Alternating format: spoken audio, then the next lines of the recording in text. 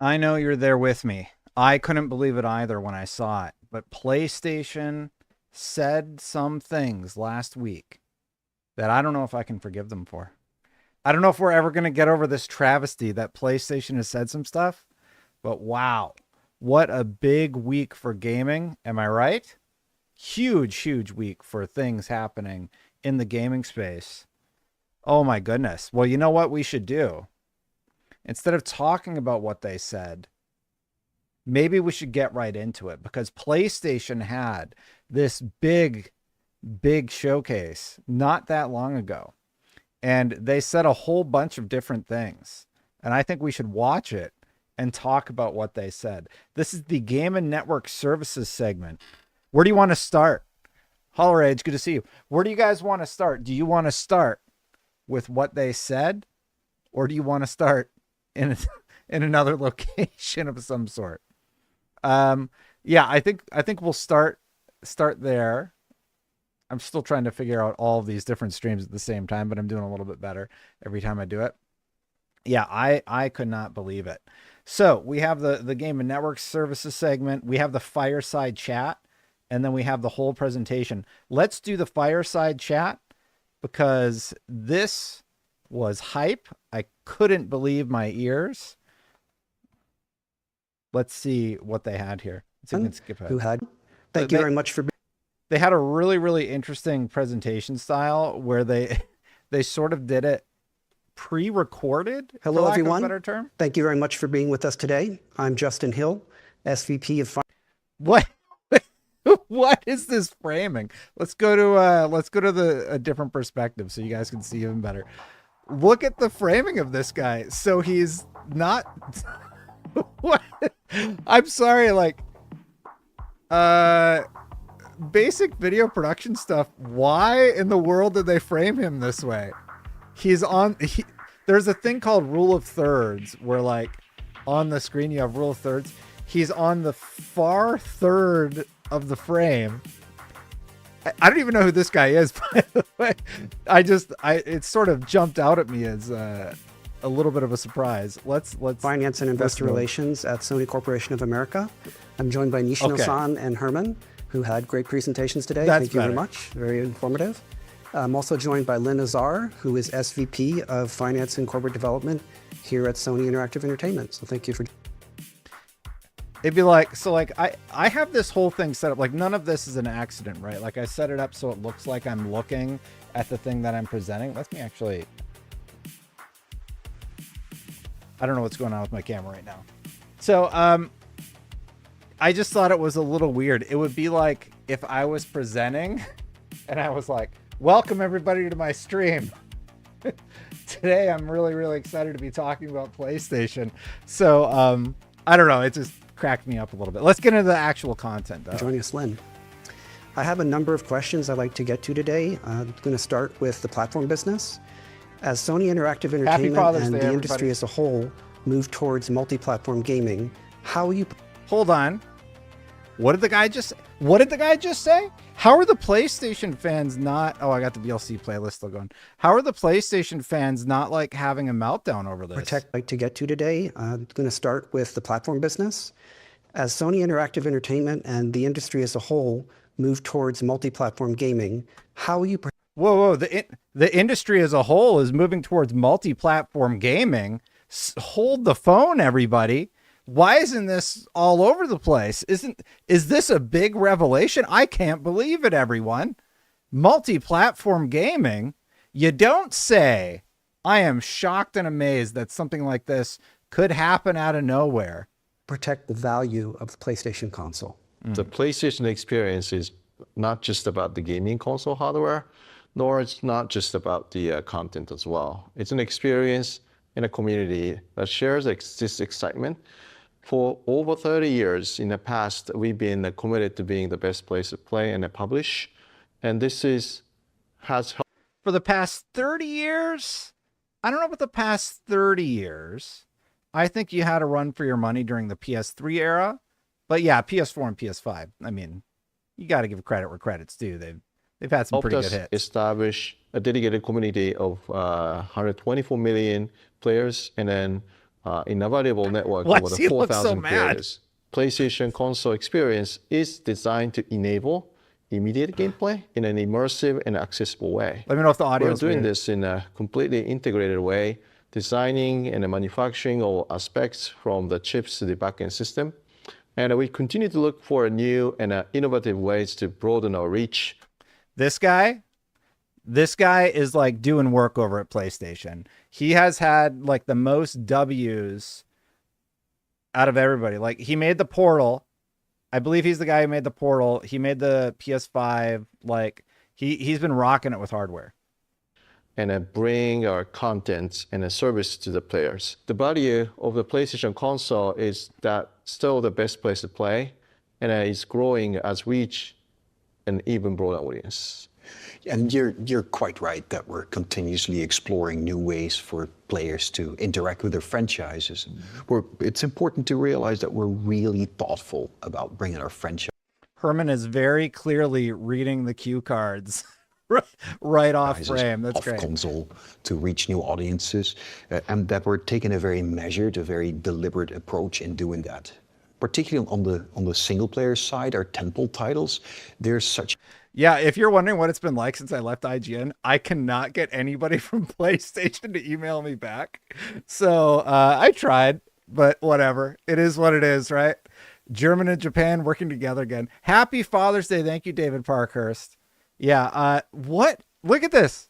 Herman Hulst is quite clearly reading off of a teleprompter. Like, I get what they were going for.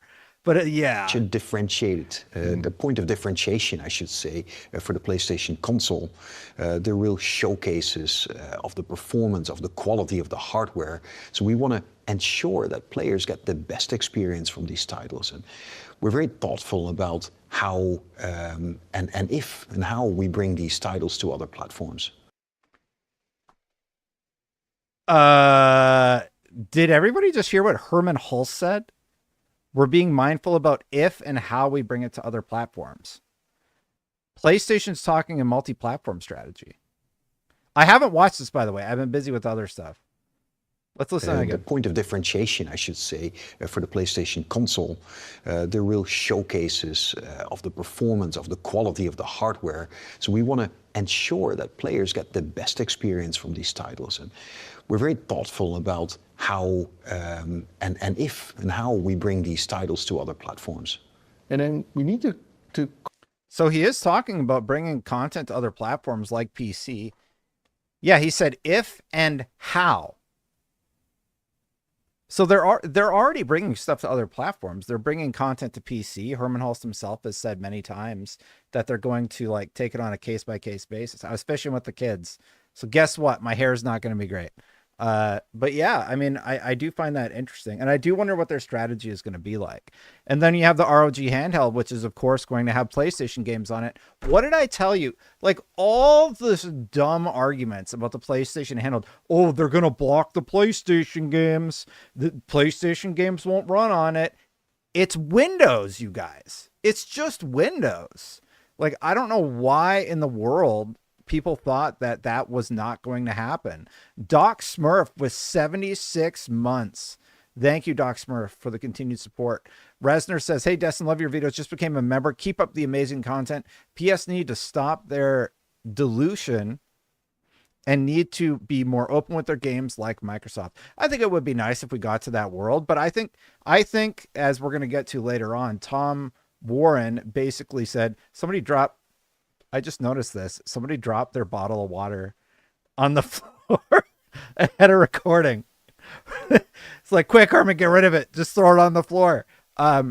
Yeah, so Tom Warren sort of talked about that. Xbox's new strategy is Windows. The next Xbox console, the next handheld, they're going to be Windows-based devices. So they will play the PlayStation games when they come to third-party platforms. So like this if and when thing, it's just like, I think there's still going to be first parties, but I think just the console business as a whole, it's just going to look so different. Constantly understand the players' patterns and the behaviors and ensure that we serve them appropriately. Herman and then myself are very, very focused on this and then investing as needed to evolve the PlayStation experience. With cloud gaming more of a viable option than Oh my God, this is the most cringe production I have ever seen. This guy looks mad throughout the presentation. He's probably nervous because he's not used to doing this, but he's like looking into my soul right now. Like, with PlayStation more focused than ever on cloud computing, how will you evolve cloud gaming? Or will you focus on hardware? Like, it's a little... I understand. Like, I did see some of the reports where people were the bottle's back up. Somebody in chat pointed out that they fixed the bottle.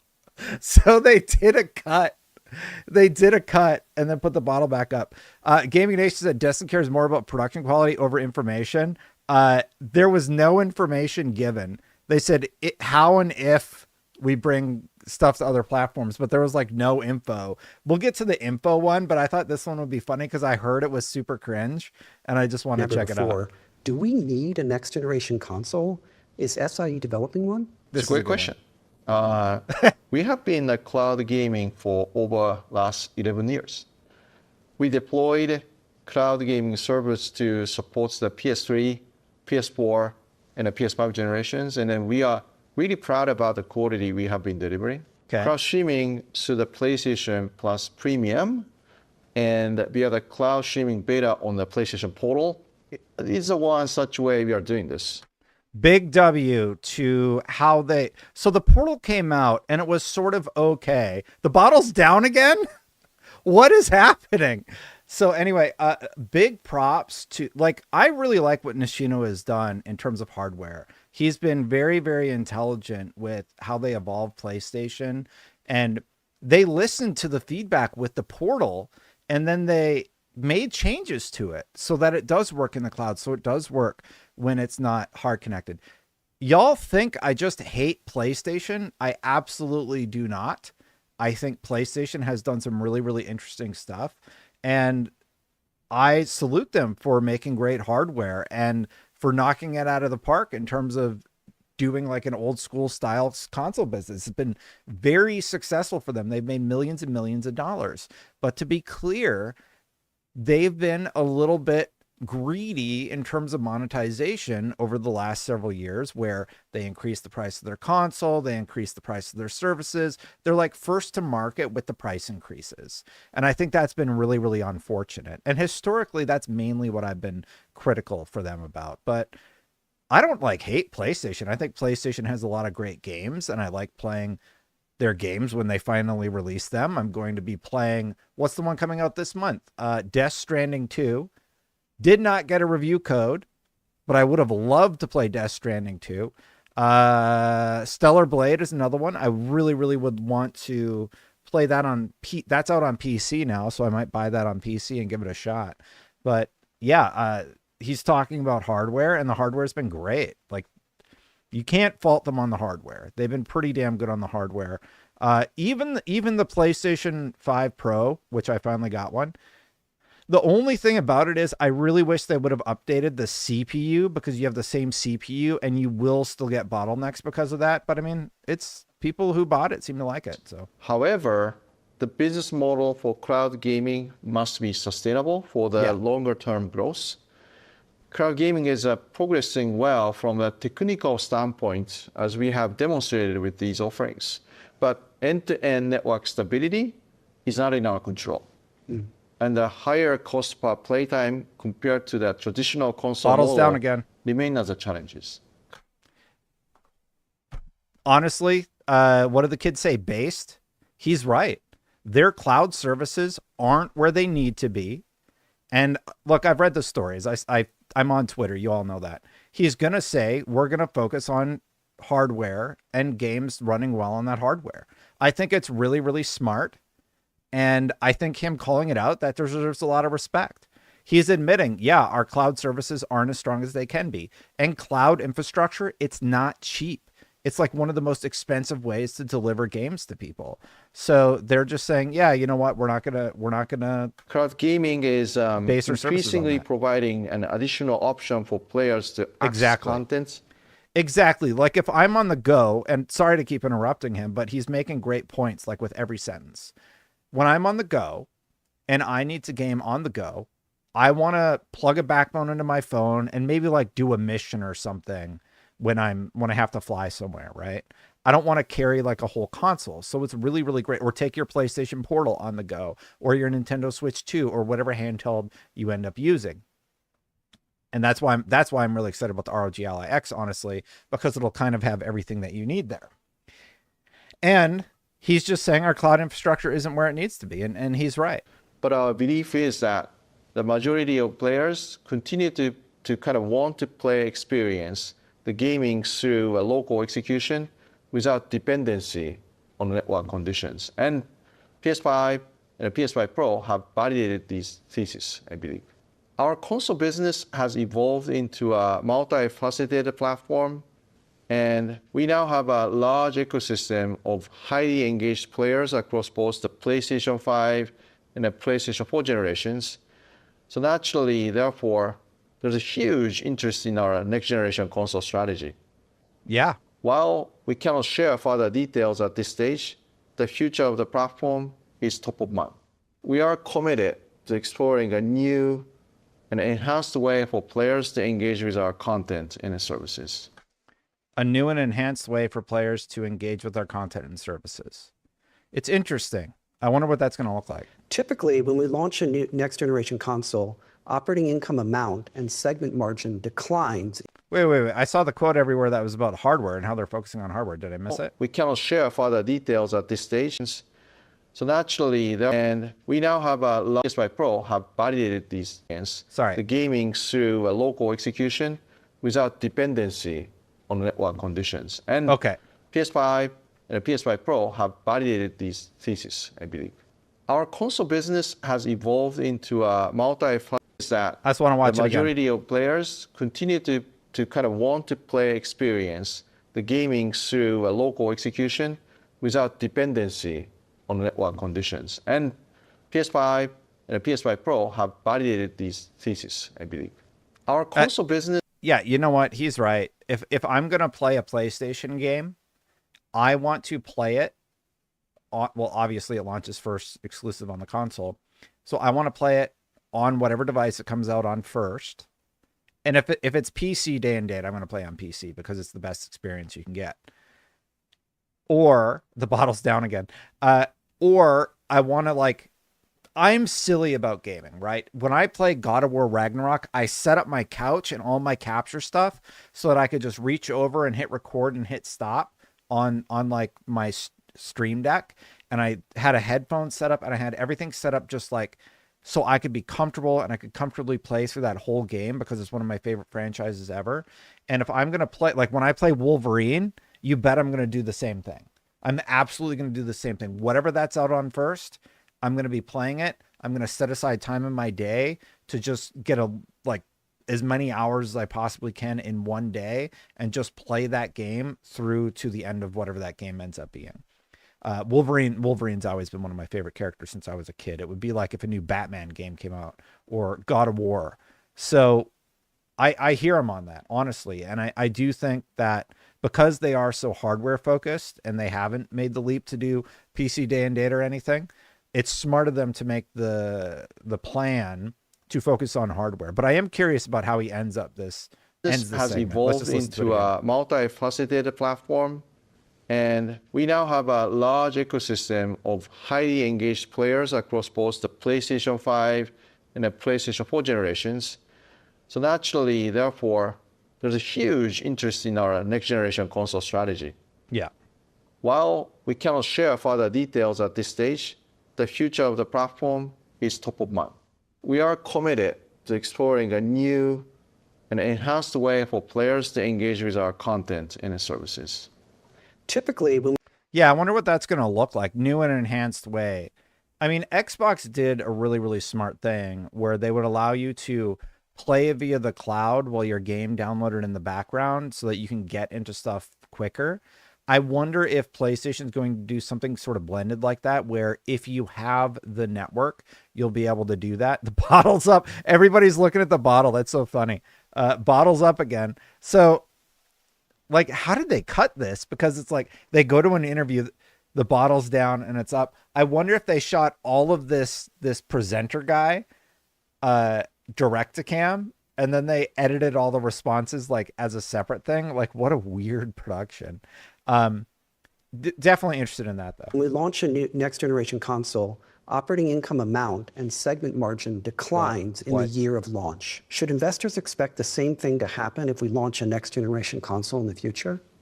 So as Nishino-san mentioned, we're still exploring what the future of our platform would look like. So therefore, whilst we cannot provide any further guidance on operating income in future years, I would like to re-emphasize that our financial profile as a business has evolved in line with our strategy.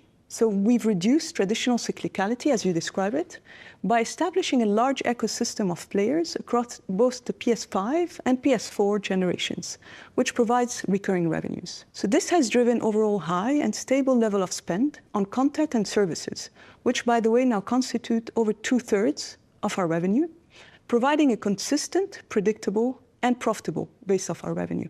PS5 represents our most engaged players, with the highest spend per player versus prior generations.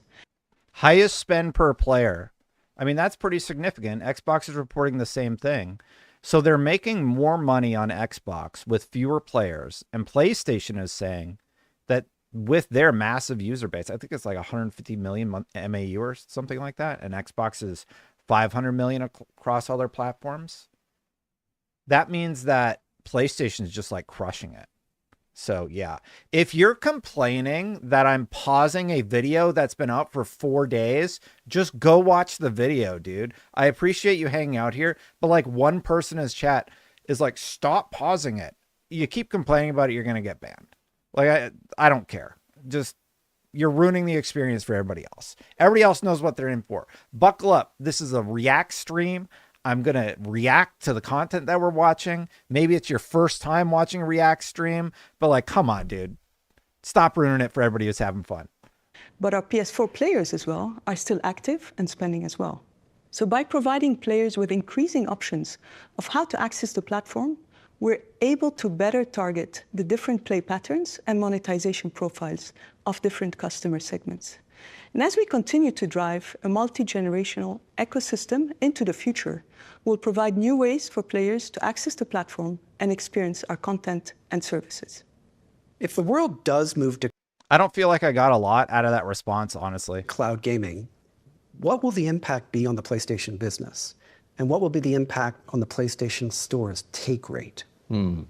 So I see cloud gaming as one of many ways to access content. Yeah. However, regardless of access, we have many Just here for the sustainable bottle. advantages in our business in the store. So on our customer side, our first-party exclusive titles enhance our catalog of great third-party content, which keeps players engaging and returning, right? And many of our players subscribe to Plus, which also keeps players coming back. Regardless of access, we look to provide a great experience for players through whatever device they're using to consume the content. And this commitment has allowed us to build a large and a curated audience of dedicated and highly engaged players. This ensures that we are the best channel for creators to reach players. There's not a lot for me to comment on we provide here. creators with tools and services to better market and monetize their games. So again, over 30 years, we have developed very deep relationships and then understanding of creator needs that allow us to continuously stay ahead on innovation and services. I mean, they've said this line for years, which I talked about. There's nothing really all newsworthy sizes here. and types that we have relationships with, and the dedicated partner organization that serves them, give us a constant insight into their needs and how to provide ongoing value to them. All of those benefits remain for both players and the creators, and it will provide continuing value even access mode change. Many investors are speculating that Microsoft is moving. He didn't say anything. Like, that whole thing is just like, yeah, we have a lot of dedicated players. Ginger Prime, 17 months. Thank you so much. Boom is right. And big shout out to Resner117 for the tracking the water bottle. Bottle's down again, by the way, chat. If you missed it, the water bottle has fallen down once again. Moving away from the console. This is interesting because they do talk about Xbox. Let's pause. And it will provide This is for that one chatter. value even Yes, I'm Patty. Access mode change. Many investors, let's get into it. Investors are speculating that Microsoft is moving away from the console.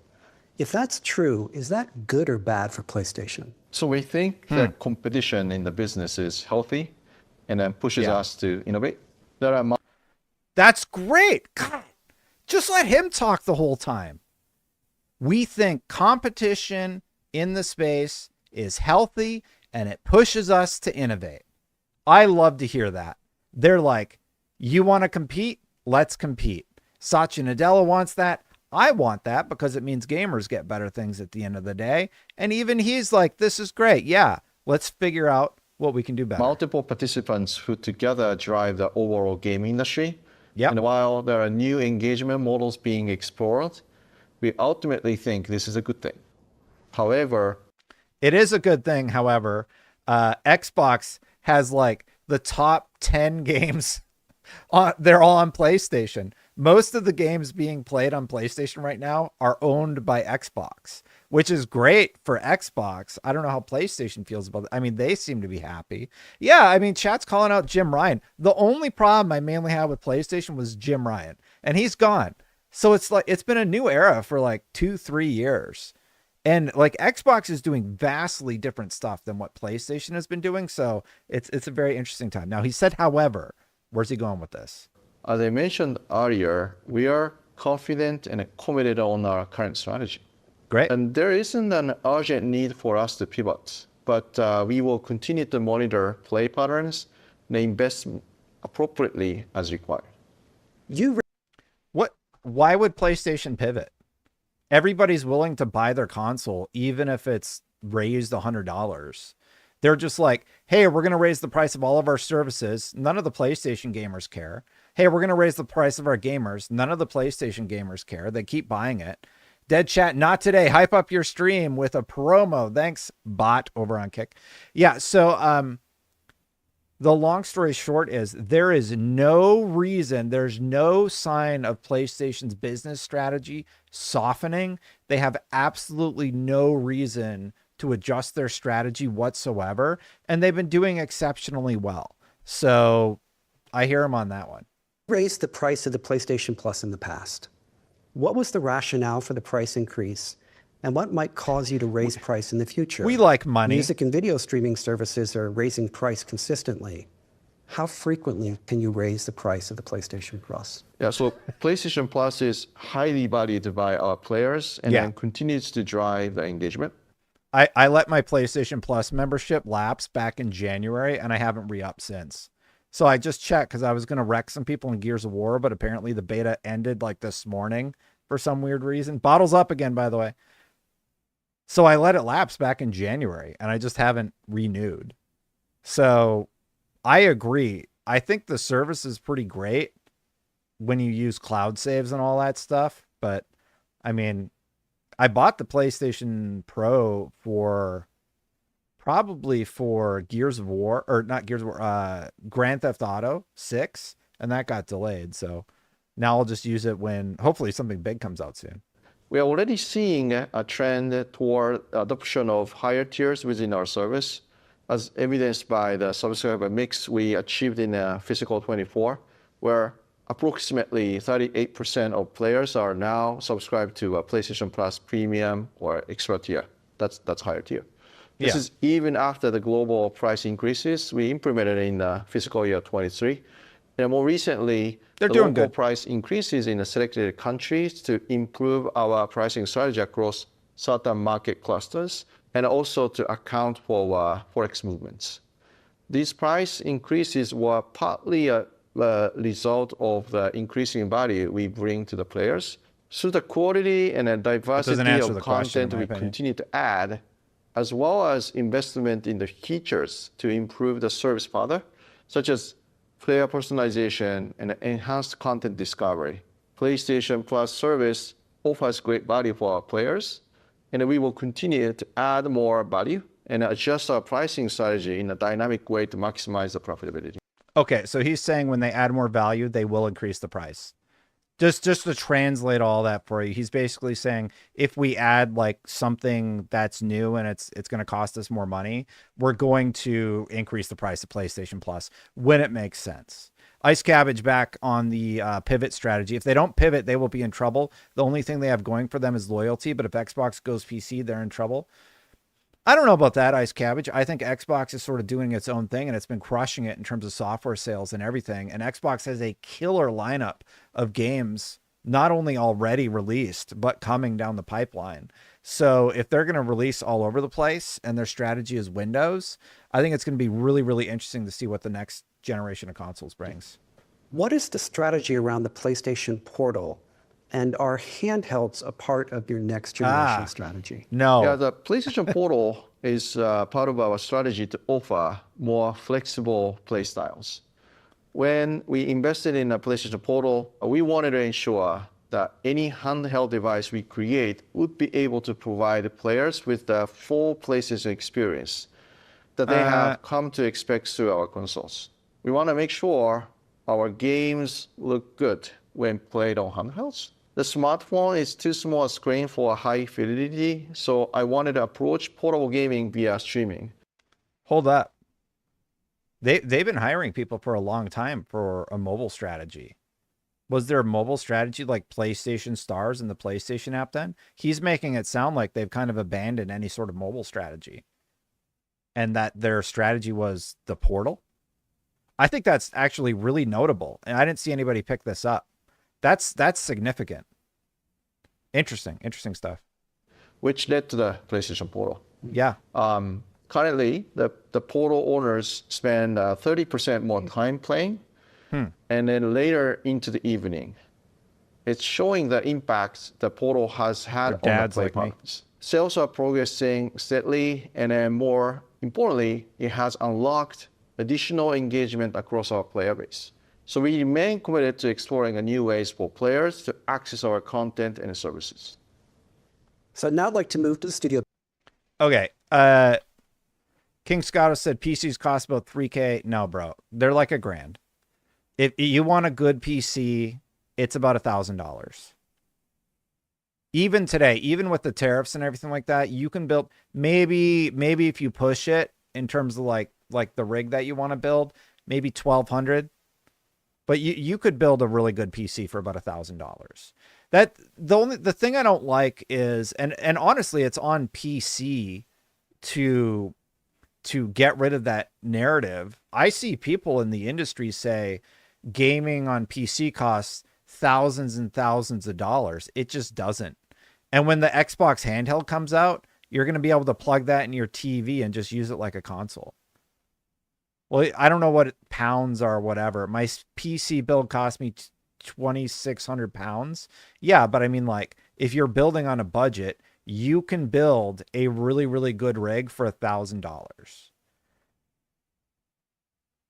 You don't need to spend thousands and thousands. People, when they think about PC gaming, they think you have to buy a 5090 and you got to get the best CPU, like the Intel CPU, and you got to get like the most expensive motherboard. You just don't. You don't have to buy all that stuff. You can build a really solid rig for around $1,000. So I encourage you to just read about it and all, because like, I think like 1,300, you got a really, really good rig if you're spending that amount of money on your rig. And you can upgrade it in the future. So once you build it, so let's say you do a big build, right? My initial streaming PC, just to talk about like what Destin went through, I spent, about $1,000 on it, honestly. And that was years ago. And that PC lasted me probably 10 years. I would swap out the GPU. I swapped the CPU at one point, and all the other components stay the same. So you're talking about a reasonable upgrade cost for your device, as opposed to, repeatedly building a thing from scratch. But yeah, and I think with cloud gaming and like the way gaming is going, I don't know if that's going to be the case. But yeah, it's not thousands and thousands, guys. It's like, I mean, if you want to go crazy, you could spend $2,000. And then like people like link to my Starfield build. My Starfield build has about $2,000 worth of hard drives in it because I do video editing. And they're like the best hard drives money can buy for read-write speeds, for load speeds in the games. Like I have a hard drive. I think it's like the 2 terabyte M2, fastest on the market, specifically just for where my games get installed. I have a bunch of SSDs in my rig just for like long-term video storage. Like you're talking about terabytes and terabytes of data. If you take out all of the completely unnecessary bells and whistles from my rig, you could build it at a much lower rate. And then you're not like, you could even talk about like, Eric says you could get a really good MSI laptop for like a couple grand. So there's many solutions on PC, but you can't really look at one solution for PC. So I think that's why people sort of get caught up in that price of it. And yeah, there's just so many different configurations you can make. So yeah, you could make like some crazy rig, but you don't need to. So I disagree with the narrative that PCs cost thousands and thousands of dollars. The business. Totoki-san has said that the role of the PlayStation Studios has changed from that of a platform enabler and marketing tool to a profit growth driver. What has changed to increase profits? It's a great question. SIE Studio Business is now both the creator and the publisher of world-class gaming experiences, all while driving sustainable, consistent growth. And we do that, as always, through innovation and creativity. And we're doing this by focusing on our 3 key strategic pillars. The first is continuing our leadership in single player. Secondly, by building our capabilities in live services. And then also by growing our franchises into IP powerhouses. Another important part of our evolution is our increased emphasis on operational excellence, and we do that to underpin that approach of achieving profitable and sustainable growth. We've established very strong cost controls. We have much more rigorous budget oversight processes now in place. And Bungie, how much you want to bet? He is talking exactly about Bungie and budget control. They have a burn rate, according to the Microsoft FTC emails. He is absolutely talking about Bungie. Let's hear it again. That approach of achieving profitable and sustainable growth. We've established very strong cost controls. We have much more rigorous budget oversight processes now in place. And we have also evolved. Yeah, because Bungie was spending thousands and thousands of dollars on complete nonsense. They're probably like, what are you doing? Anyway, there's a slide later that we can look at, and it seems like Bungie might be under Sony now, but I haven't been able to look at or verify anything. I just thought it was funny. Our portfolio framework to enable making more informed choices, and effectively balancing the profit potential with the associated risks that come with these opportunities. Oh yeah, you know who else I forgot? Concord. Like, we didn't even talk about Concord, the $400 million bet that he made that just flopped. And then they talk about Marathon a little bit later. So we've also changed the way we support our studios through central services, with more greater operational rigor, much more intentional, kind of top-down. Oh my God. I hadn't watched this yet. Shuhei greenlit Concord? No, but Herman Hulse is like, it's going to be Star Wars and everything, I thought. Anyway, he's talking about Bungie and the companies that they've acquired and having more control over them. Approach to our portfolio, increased oversight of our development processes, and we have introduced some new ways of working that includes greater use of outsourcing, greater use of co-development, and a much greater integration of future-facing technology as well as data solutions into our workflows. How committed are you to live game services? Oh man, that was all about... Oh, thank you, Daryl. I don't know if you're watching, Daryl, but thanks, man. I get a message when you do that. I think they're talking about PlayStation and just a general oversight. And somebody did notice in the presentation later, I mean, if you want to pause down for a second, we're at 13 minutes. They have this whole business slide, and I think it was Paul Tassi. Let me just see if I had Paul's tweet ready for today. Somebody pointed out that under the business allocation, Bungie is now under PlayStation as opposed to like independent. But we can get to that later. We'll just look through the slides and see if we can find it. I don't want to mess up the rhythm we got going here. Let's get back in it. Are you going to invest as much capital into live game services as you originally planned? Yeah, are you going to make another $400 million blunder? What do you have to say about that? Like one of the worst disasters the game industry has ever seen? Or do you think you're going to do more of that? Or do you think maybe you're going to, cancel, I don't know, that game that Jade Raymond's studio was building and then Jade Raymond quit? We remain very... How committed are you to live game services? Are you going to invest as much capital into live game services as you originally planned? Yeah, we remain very committed to building a diverse and a resilient live service portfolio.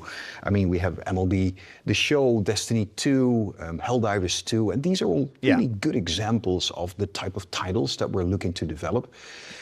These titles have already established an... I got a hot take. I think the Star Wars update it sucks. Like, I'm a big fan of Star Wars, like the rest of you. Just talking about Destiny 2 for a second. But when you need to rely on copying what Fortnite did as opposed to leveraging your own IP, I'm like not a fan of that, honestly. So I'm a little let down by PlayStation saying, yeah, you know what? We're going to take Star Wars and integrate that into Destiny. And I'm like, why don't you just make a Star Wars video game?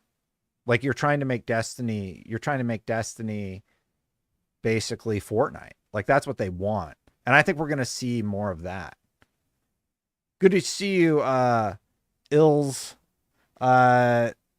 Appreciate you willing to give me $1,000 over on Kick. Kick's been great, everybody. I get to experience the whole bot experience. During player experience, a set of player experiences and communities across quite a wide range of different genres. Illegal Dad, is that true? Illegal Dad is saying, is it true Gears Reloaded already outsold DS2 on pre-orders? There's no way. There's no way. Well, I mean, if you think about it, Death Stranding 2 is only PlayStation, so. And together that provides a really good foundation for our ambitions in this category. I would say that additionally, we are continuing to invest in new live services, with Helldivers 2 providing such a great example of the level of success we can achieve if we get everything right. So that game has been a true breakout success. It's been attracting and retaining significant community and very engaged players since we launched that back in February of 24. Helldivers 2 popped off, and there's another report that PlayStation is easing up on requiring you to sign into PSN. So they're reverting that decision that they made to lock people out of Helldivers 2. So Destin, why do you complain about PlayStation? Because if you don't say anything, you have 0% chance of affecting a positive change. If you talk about stuff like the Helldivers PSN requirement, PlayStation might actually change something so that it's better for all gamers, including you. It's the same reason why I complain about Xbox stuff when Xbox does stuff I don't like. So that's why I talk about those things, because guess what? They actually listened and they made a positive change for the Helldivers community. And the Helldivers game is great. I think Destiny 2 is one of the strongest IPs that PlayStation has the rights to. If Bungie can get it together, I do think that they could have a positive impact there. But we'll see what happens. Got a few super chats. Danny says, seems that he's reading bullet points. This presentation was kind of lambasted on X a little bit because it is very clearly scripted. Like we've watched the bottle randomly go up and down so many times. So yeah. Funny that I super chatted exact same time and watched 2 ads. Oh, well, I can respond. Sorry, Danny. I have YouTube set up to balanced ads. It just kind of does it itself. Smoke SHO. This, like me investing in crypto, failing, and then investing again, hoping it will be ever so slightly successful as my family shakes their head. I hear you on that. Like, I think they need to take a few swings with the live service games and then just do what you do best, because, you know, the Days Gone studio, we're going to talk about it later, but like they're suffering from layoffs, and there's all these frustrating things happening with PlayStation because they have great games and people want to play their great games, and they are hoping for something new from the company. And unfortunately, it's been a while. Yeah, Danny, all I said was that the presentation has been sort of lambasted online for that exact issue you're highlighting. And this ongoing success, I think, is further evidenced in how we deal with the monetization. So microtransactions now in that game make up more than half of the revenue. What? That's why they're willing to bet on live service. Do you hear what he said? The microtransactions in the game account for half the revenue of the game. So they made $40. They sold all those copies or whatever it was worth. And then they basically added 50% more profit just because the game had microtransactions in it. That's why they're willing to make the bet that they're making. Also very excited about Marathon's anticipated launch in this fiscal year. Oh, yeah? Hey, chat, how many of you are excited about Marathon's launch? Give me a one. Highly anticipated Marathon in the near future. This is the segment I really wanted. I wanted to hear him say it for myself. Monetization, so microtransactions now in that game make up more than half of the revenue. We're also very excited about Marathon's anticipated launch in this fiscal year. Great. Speaking of Marathon, what have you learned from your foray into live game services, including Concord? And how does this relate to Marathon and the recent alpha test? Yeah. So live service. Yeah, what have you learned about losing all that money and then Marathon comes out and it's getting lambasted for art theft and everything? Tell us more about that. We really see that as a great opportunity for us. But with this great opportunity are some unique challenges associated. So, like the fact that they stole art 5 times. We talked about it, some early success, as with Helldivers 2. We've also faced some challenges, as with the release of Concord. Let me translate. We've also had some colossal industry-defining failures like Concord. So, you know, we've seen successes like Helldivers 2 and industry catastrophic level failures like Concord. Let's let them continue.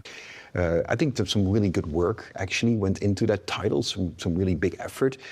And we fired everybody, but thank you for all the hard work that you put into, you know, Concord. Like, I really don't fault the people who worked on Concord. I really lay the blame at management who looked at the game and just didn't see any red flags. They were there, right? And for it to fail that bad, it's just super frustrating. And he's out here doing his legal thing. That's his job.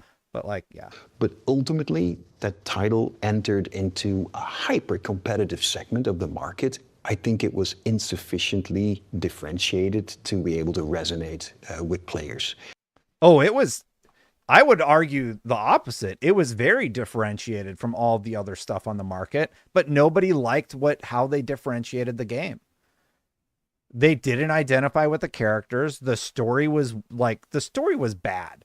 It was like one of the worst stories that I've ever seen in a first-person shooter game. I don't even know what it was. I'm interested in Marathon, but like this revisionist history about the disaster that was Concord, he's talking about going into a competitive market. Yeah, but like, come on. Nobody really liked the characters. There were like 20 people out there that really liked the characters. For the most part, people were like, and beyond all of the drama about the game, there was a trash can. One of the characters were a literal trash can, right? It was really hard to like understand the camaraderie between the characters. My favorite was the sniper, honestly. I think it was Vale was her name. My favorite design character out of all of them was Vale. That was my favorite. But you know what? She sucked to play as. Vale was like, her movement was like clunky, and yeah. So there were just so many issues with Concord, but I will say one thing about this. Just in general, the industry is releasing so many games at once that there is a lot of competition. And beyond that issue, beyond the issue of just having so many options right now, like, did you know that the Alters is out to play right now? I'm sure some of you in chat did. But like, that's coming out. There's a new Fortnite update every week. Destiny 2 has its thing going on. I still haven't finished Clair Obscure. Death Stranding 2 comes out in 3 days. I did finish South of Midnight, and you know, that game has had a player base wane, but did well enough for Xbox. So like, I don't know. It is a saturated market, and you're dealing with that on top of competing for screen time and all these other things. So like, if they're going to keep going into the live service thing, it's a lot. It is a very risky move right now, in my opinion. And that's beyond all the problems. Like, you can't just say, oh, we went to a competitive market. That market's not going to get less competitive. Like, it's not less competitive today than when it was when Concord came out. So why do you think Fair Games has a shot? Fair Games looks like a disaster. Fair Games looks like it's going to be a disaster. Jade Raymond's out. I'll be surprised if that game releases, honestly. Smoke says Concord was labeled as Temu Avengers in my friends.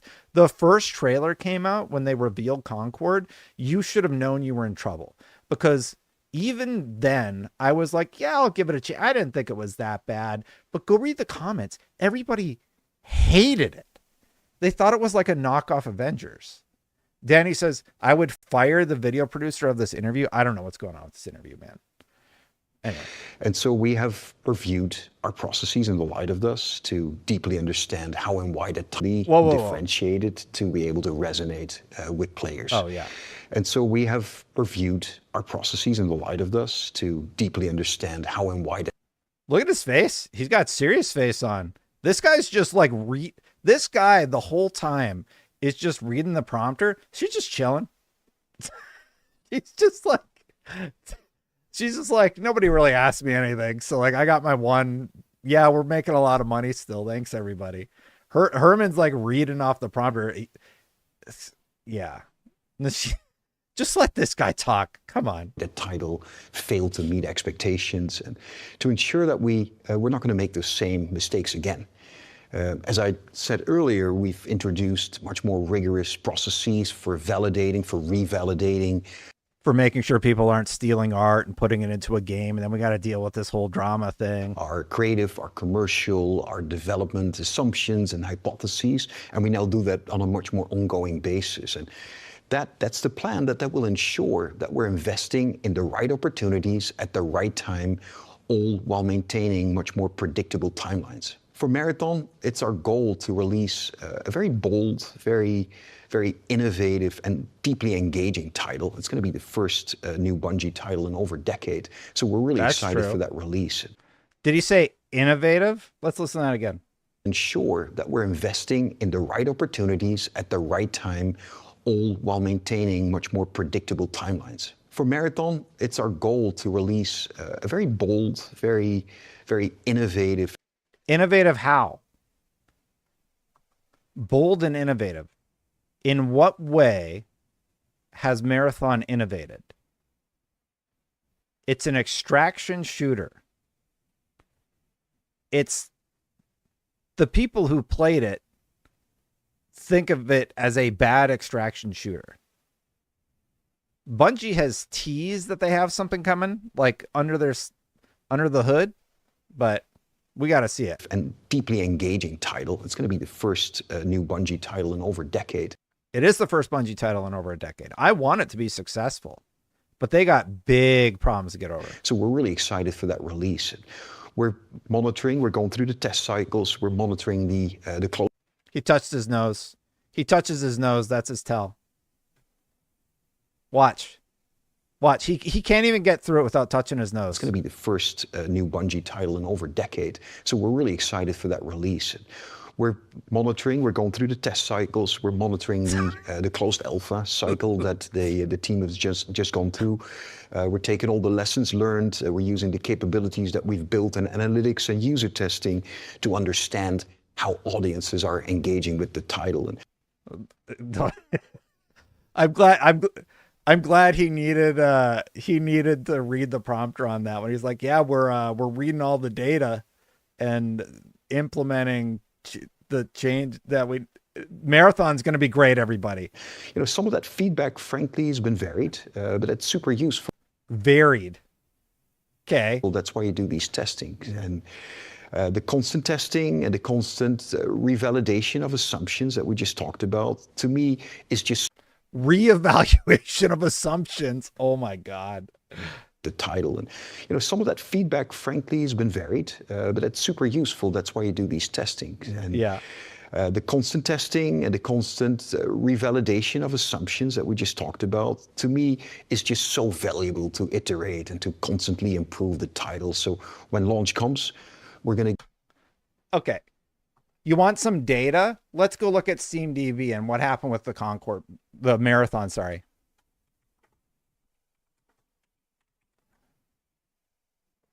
You want some data? Let's look at some data right now. Let's see how it did. I don't know if I can zoom in on like one graph segment. All right, let's look at some data, seeing he likes data and adjusting assumptions. This was their peak. This was the peak of the Marathon playtest. In case you were curious, in case you haven't seen the figures, this was day one. So, nobody's playing. Day one. Here's how they did day two. They lost 1,200 players. Here's how they did day three. They lost half. Day 4, 5, 6, 7. Their peak was 6,919 after 1 week of having coveted access to the first new Bungie game in over a decade. They fell below they fell below 1/3 the player count in the game. And then, of course, attrition continued. This is Monday. So here, on Sunday, they were down to 1/6 by May 4th. You want a data point? Let's go look at Arc Raiders. Let's do some competition analysis, shall we? I think the play test would be... What have we got here?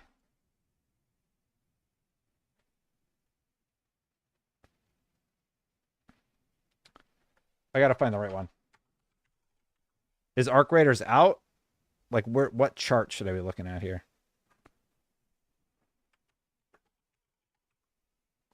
Arc Raiders external test server. I don't really know what to look at. There's only like a 3 data point.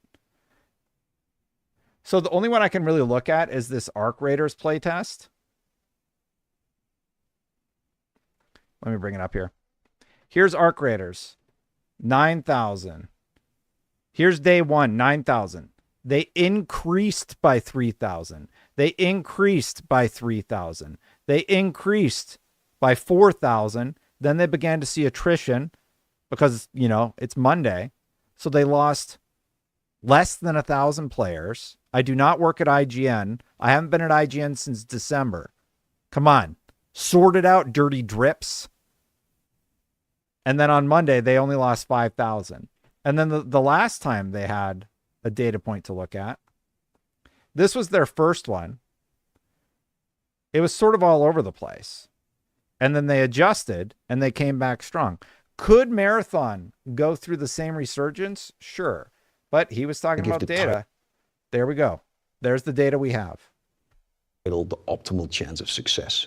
And this cycle of test, of iterate, test again, that is such a key component of the live service success, both leading up to launch, but also throughout the cycle of test, of iterate, test again, that is such a key component of the live service success, both leading up to launch, but also throughout the life of the game. He's right. He is right about that. And Bungie is doing their best to address what they need to address, but I just don't know. There's no tension in the game. You never really feel threatened. You're never really feeling the tension. Man, I felt that the first time I load into Arc Raiders, they just nail that aspect of an extraction shooter. So yeah, you can acknowledge Arc Raiders was open, not invite only. Bungie released like a plethora of codes. So that actually makes, so this guy, Spam591 says, Destin, you can acknowledge Arc Raiders was open, not invite only. Let me talk about that for a second. You just made my argument stronger for me. It was invite only, meaning they gave it to people who love Bungie, who I had access. They love the extraction shooter genre, and they couldn't keep them engaged. There was nothing really competing with Marathon at the time until Arc Raiders did their play test, and it was so much better that people just said, yeah, I'm out. I'd rather play something else. So thank you for strengthening my argument. I appreciate that very much. BT Maverick, shout out to you, Destin. Awesome to see you at SGF, and thank you for being a great gaming journalist and being able to poke and prod where others don't. Yeah, man, I mean, I'm doing my thing. It's just me now. I don't have any checks or balances except for y'all, so I do appreciate you watching.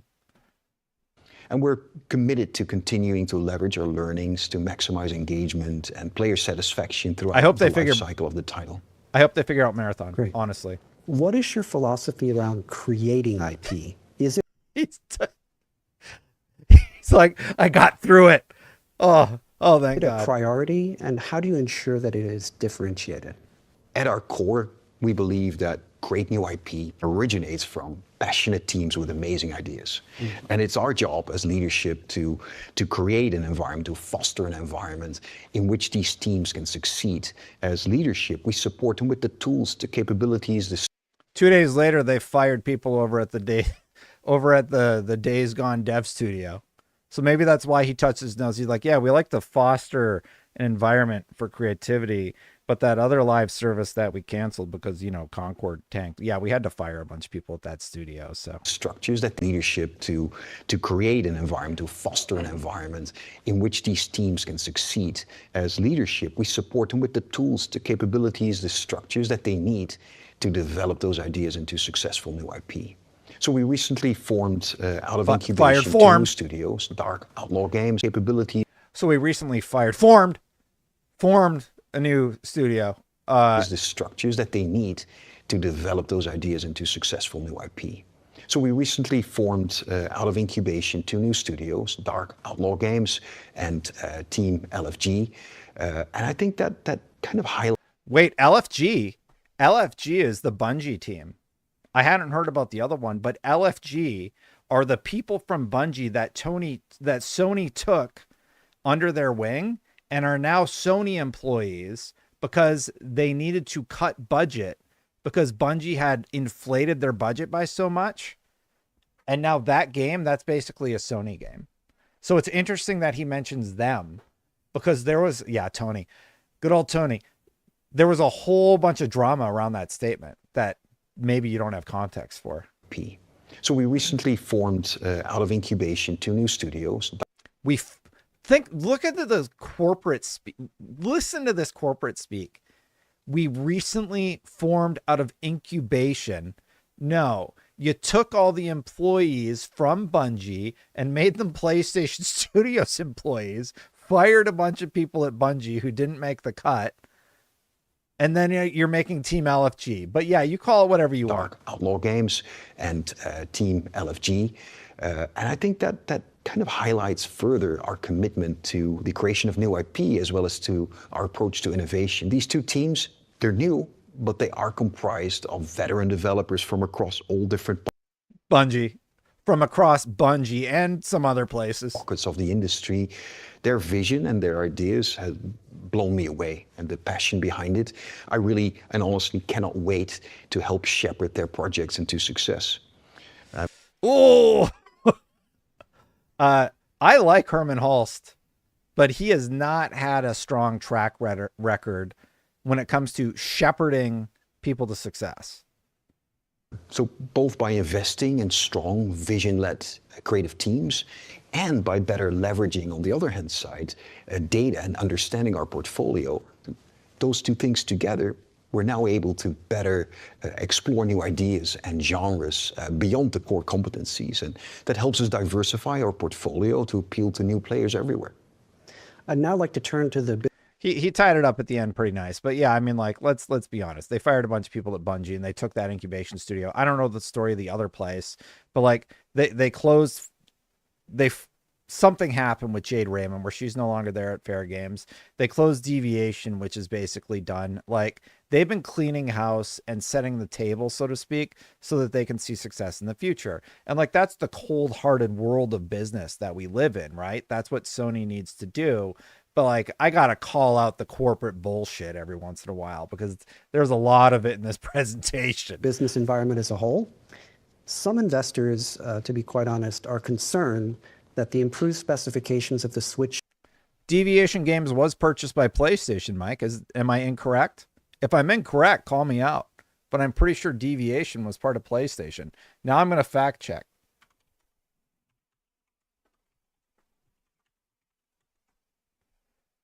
Deviation Games, PlayStation Studios wiki over on Fandom. Deviation Games was an American video game development studio based in Los Angeles, California. It was founded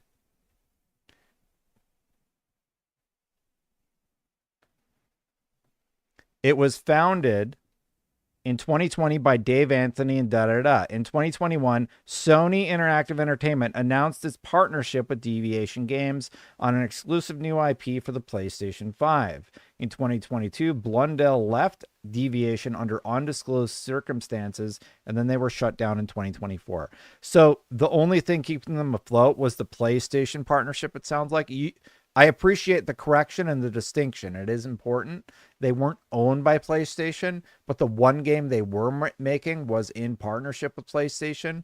So I sort of take it out on that, and I appreciate Mike for calling it out. Thanks, Mike.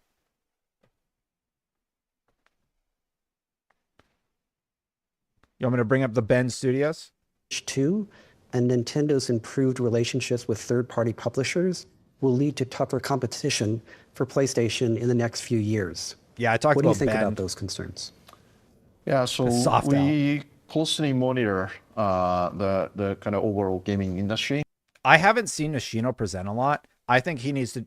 I think he needs to do all the presentations. He's no bullshit. He's business. He's not doing a lot of the corporate fluff talk. He's just like, I appreciate competition. Like, he is like nailing it. I really, really like his presentation style personally. Including the action of other market participants. Additionally, a catalyst in the market are great for the industry as a whole. And then as they invigorate the excitement and the demand more broadly. So it's great to have people launching new things. However, as I mentioned previously, we have a differentiated strategy. So PlayStation 5 is designed for an immersive gaming experience. And this includes the innovative DualSense controllers features as well.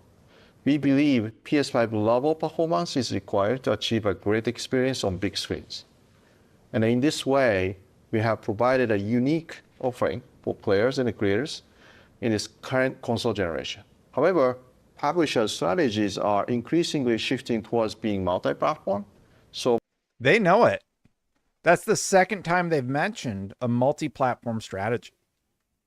So they're paying attention. I think that PlayStation is going to make some very unique changes in the near future. Bro, stop staring at the camera. Look at this guy.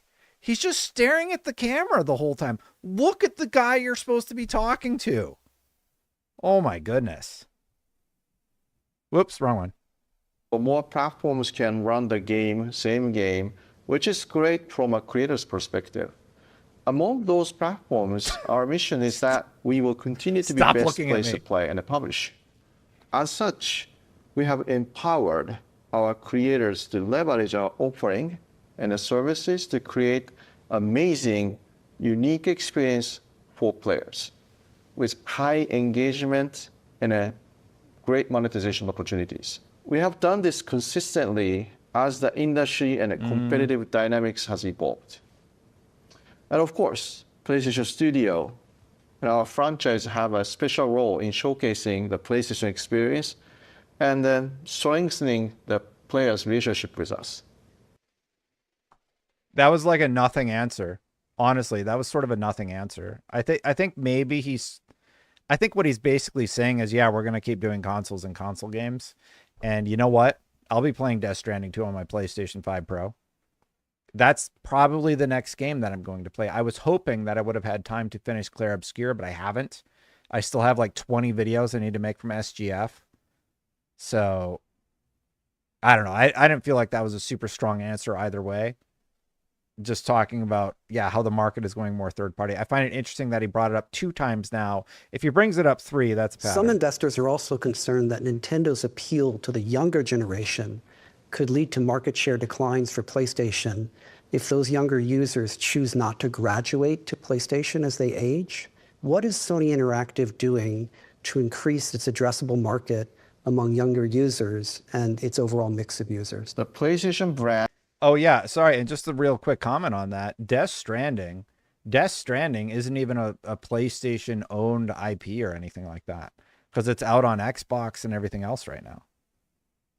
So, yeah. As they age, yeah. What is Sony Interactive doing to increase its addressable market among younger users and its overall mix of users? The PlayStation brand and offering has resonated with a wide range of players over 3 decades now. And number of the users engaged on our platform continues to grow. True. So by supporting such a large number of creators, we are able to provide the largest range of content available, catering to all demographics, geographics, and play styles, etc. So we believe that by constantly investing in players' relationship with the brand and our relationship with creators, we will ensure we stay close to all players' hearts through their lifetime. Yeah, and so if I mean, kind of a nothing burger answer. I do think like garnering, what's the word, garnering? Trying to get the younger audience in, like make sure you have Roblox on your console, make sure you have Minecraft on your console. I think you're going to be just fine.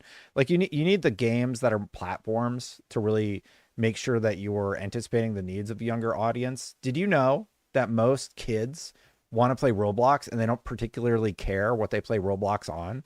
So just make sure you have games like that are seen as platforms, and people will come. May add to that. So on the first-party content side, we're also reaching to a greater range of audiences more directly, including younger players with our first-party lineup. In addition, yeah, I can't wait to play Death Stranding 2 with my kids. You know, they've really been doing a good job of with their first-party lineup, like God of War Ragnarok.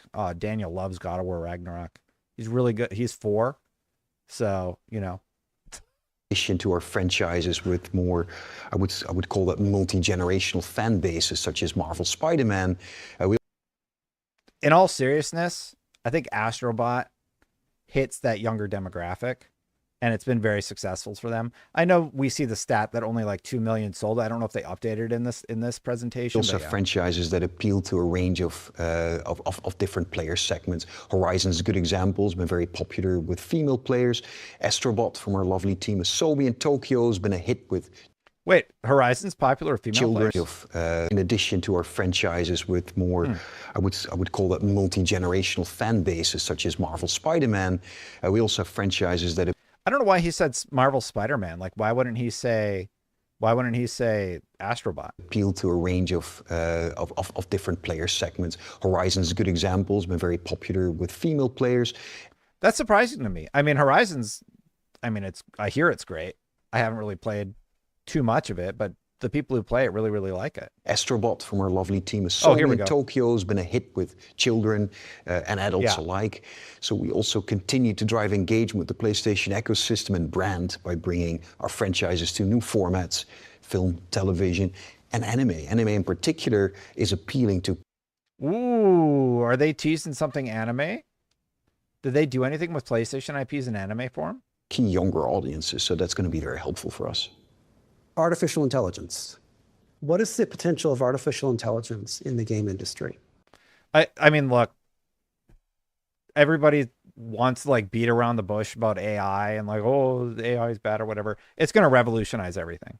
Everybody's going to figure out how they can utilize AI. And the way PlayStation's been doing it already is with PSSR. So this isn't about like using AI to make videos like this one where we do a reacts to the thing.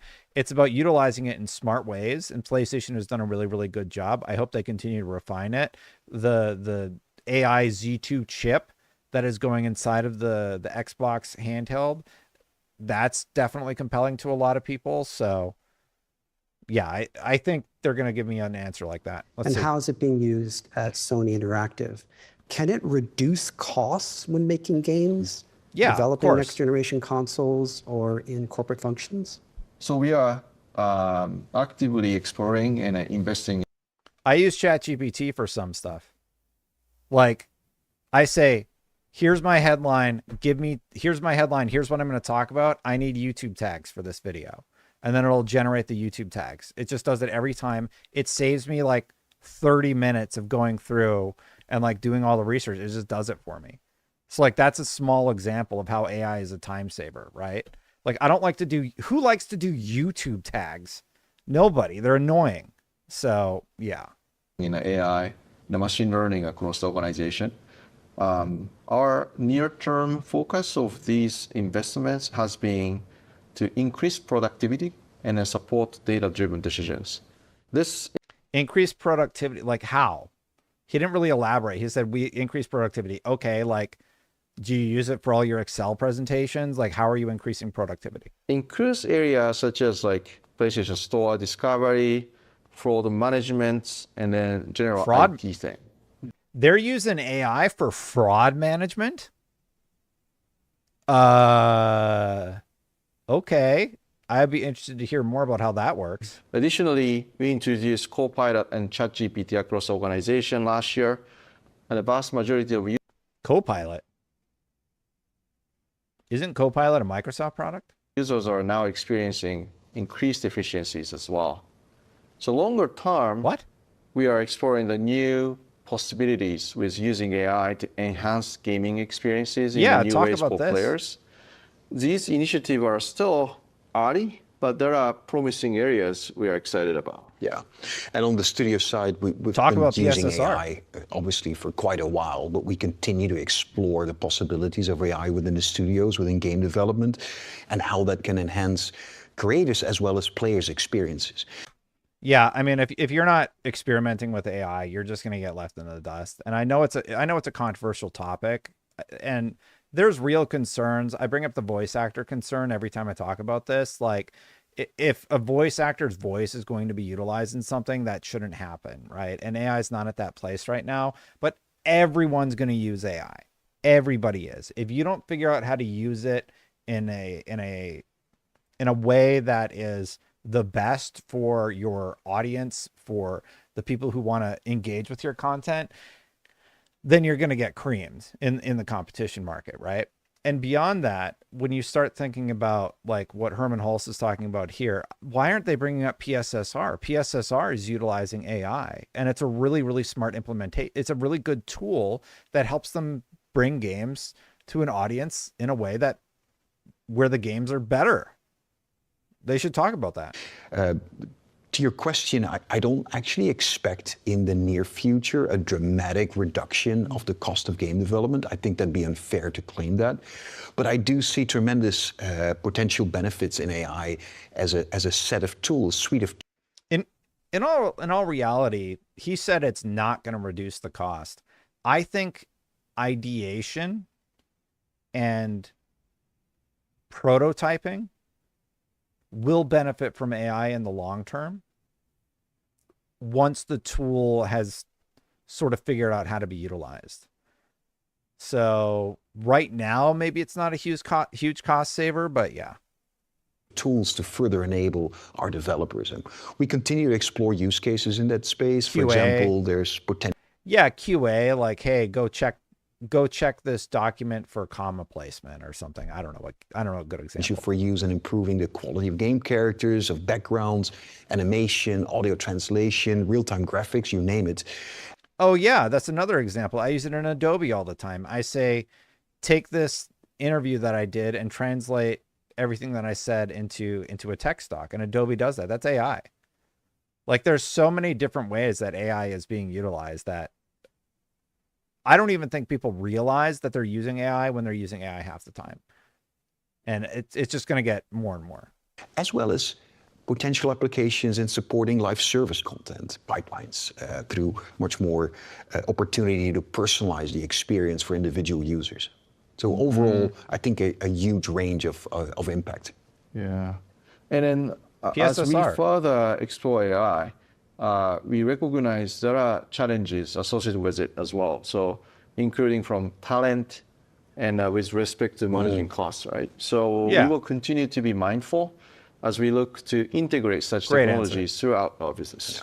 I'd now like to turn to financials. And why do you think the bottle moved?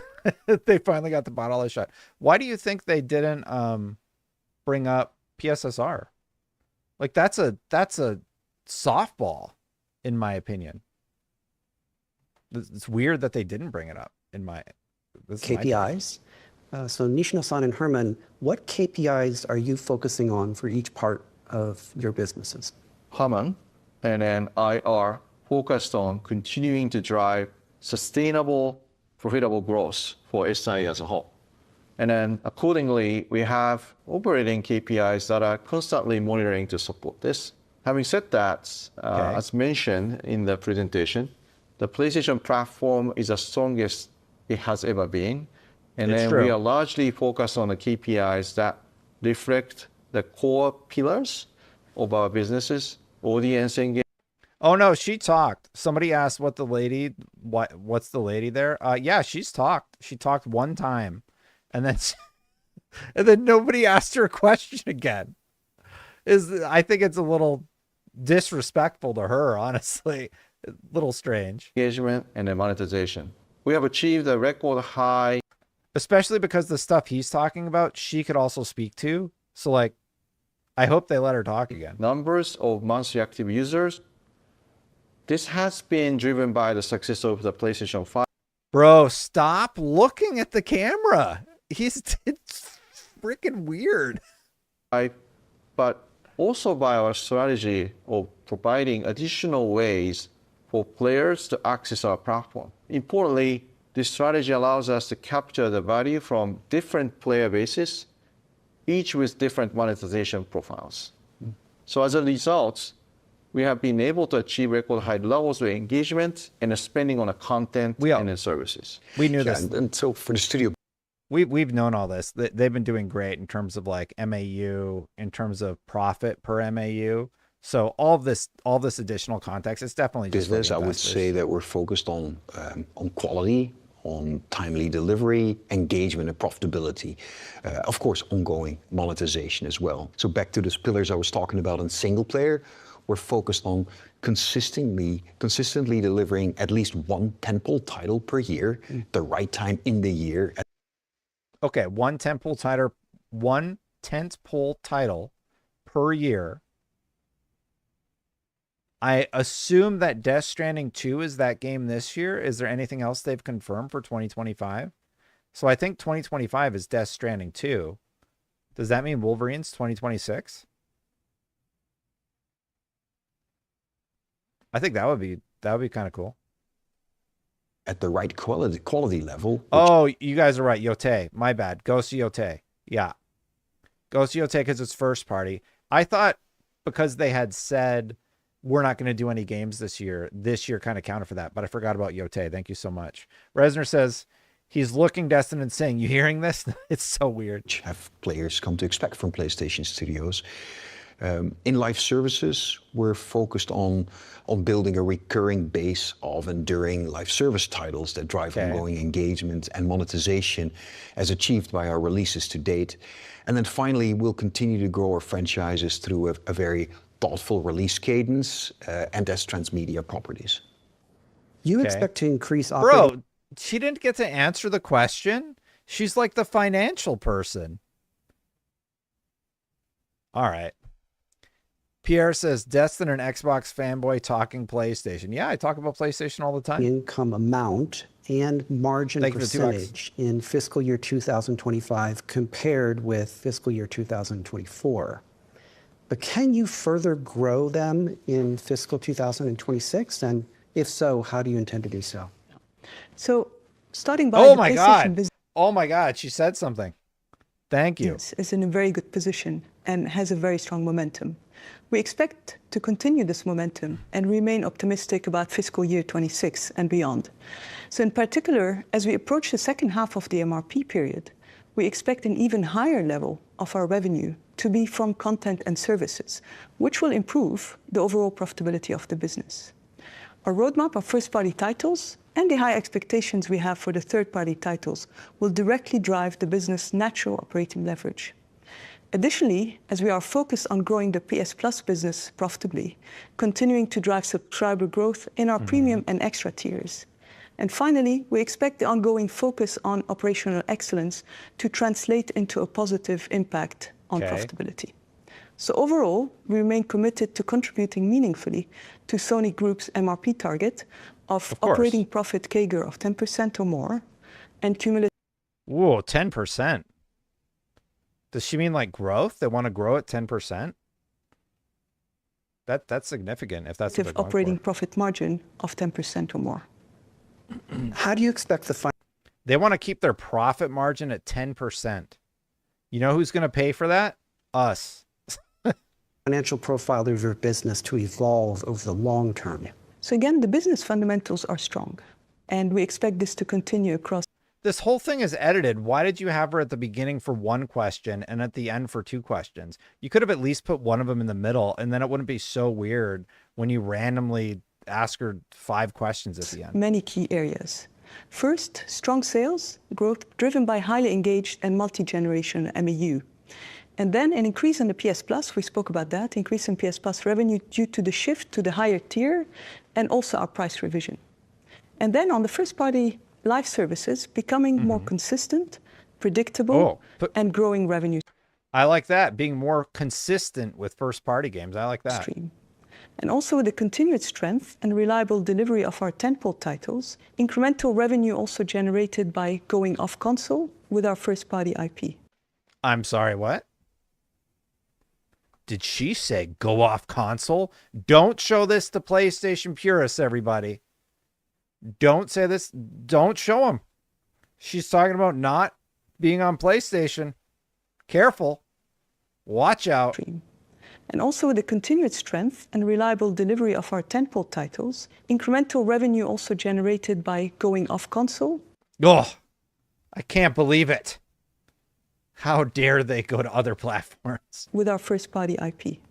And finally, with the first-party IP too. Finally, the strict cost management and the operational excellence we have in place. That's the second or third time they brought up cost management. I think it's because like they probably got roasted by their investors for the Concord issue.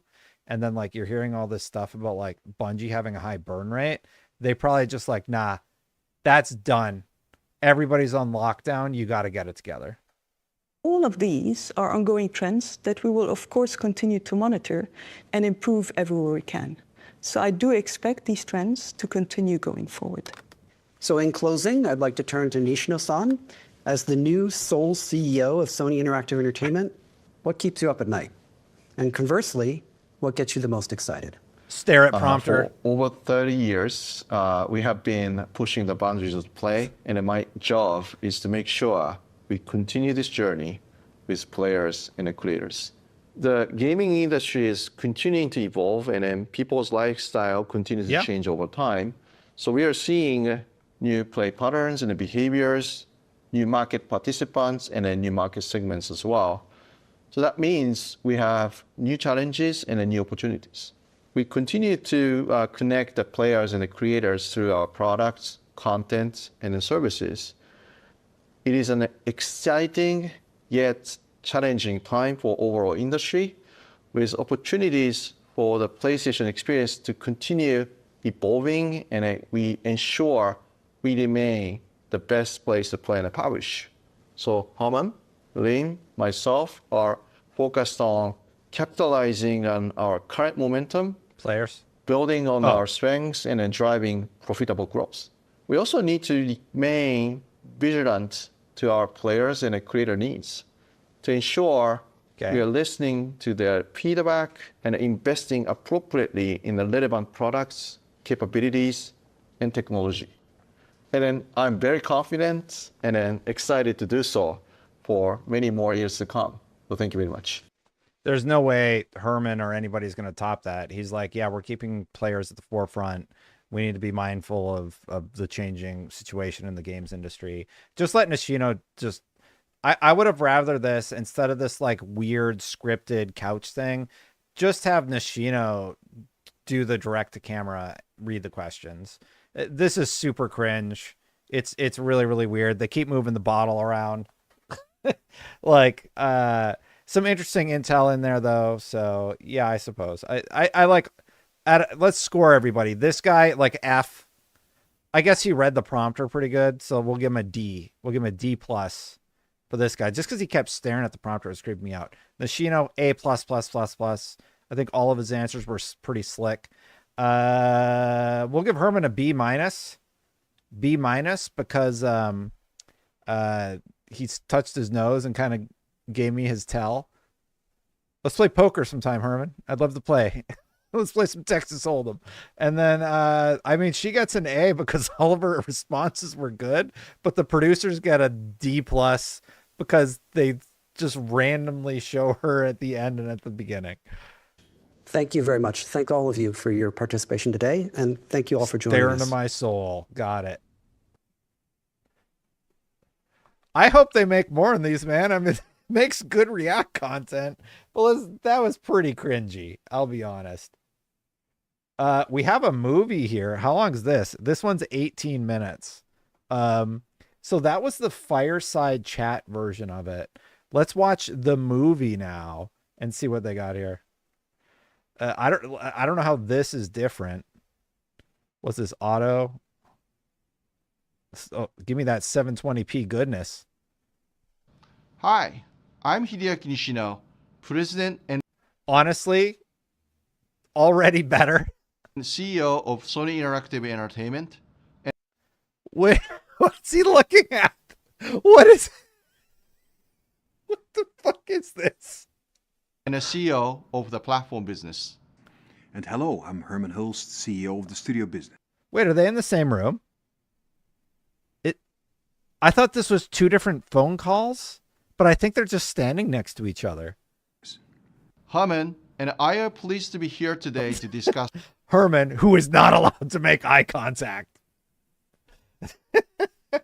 What? Okay. The PlayStation business and to update you. Oh man, I wish the Xbox presentations were this cringe. I'm a little confused about what this on is. Our current momentum and strategic direction. PlayStation has been defining the gaming industry for the past 3 decades. I don't know why I think it's funny. I just think it's a little weird, you guys. The PlayStation brand is unique. Destin, I'm a cinematographer. I didn't know that, Danny. Camera op, 15 years of experience, and watching that interview was painful. Bro, they didn't even have him in the... like, if you're doing an interview, you're supposed to be framed like this, and you would talk slightly off a camera, right? Like, that's how you would frame somebody if they were looking that direction, because you have your negative space over here. And think of it like when you play tic-tac-toe, you have the rule of thirds, right?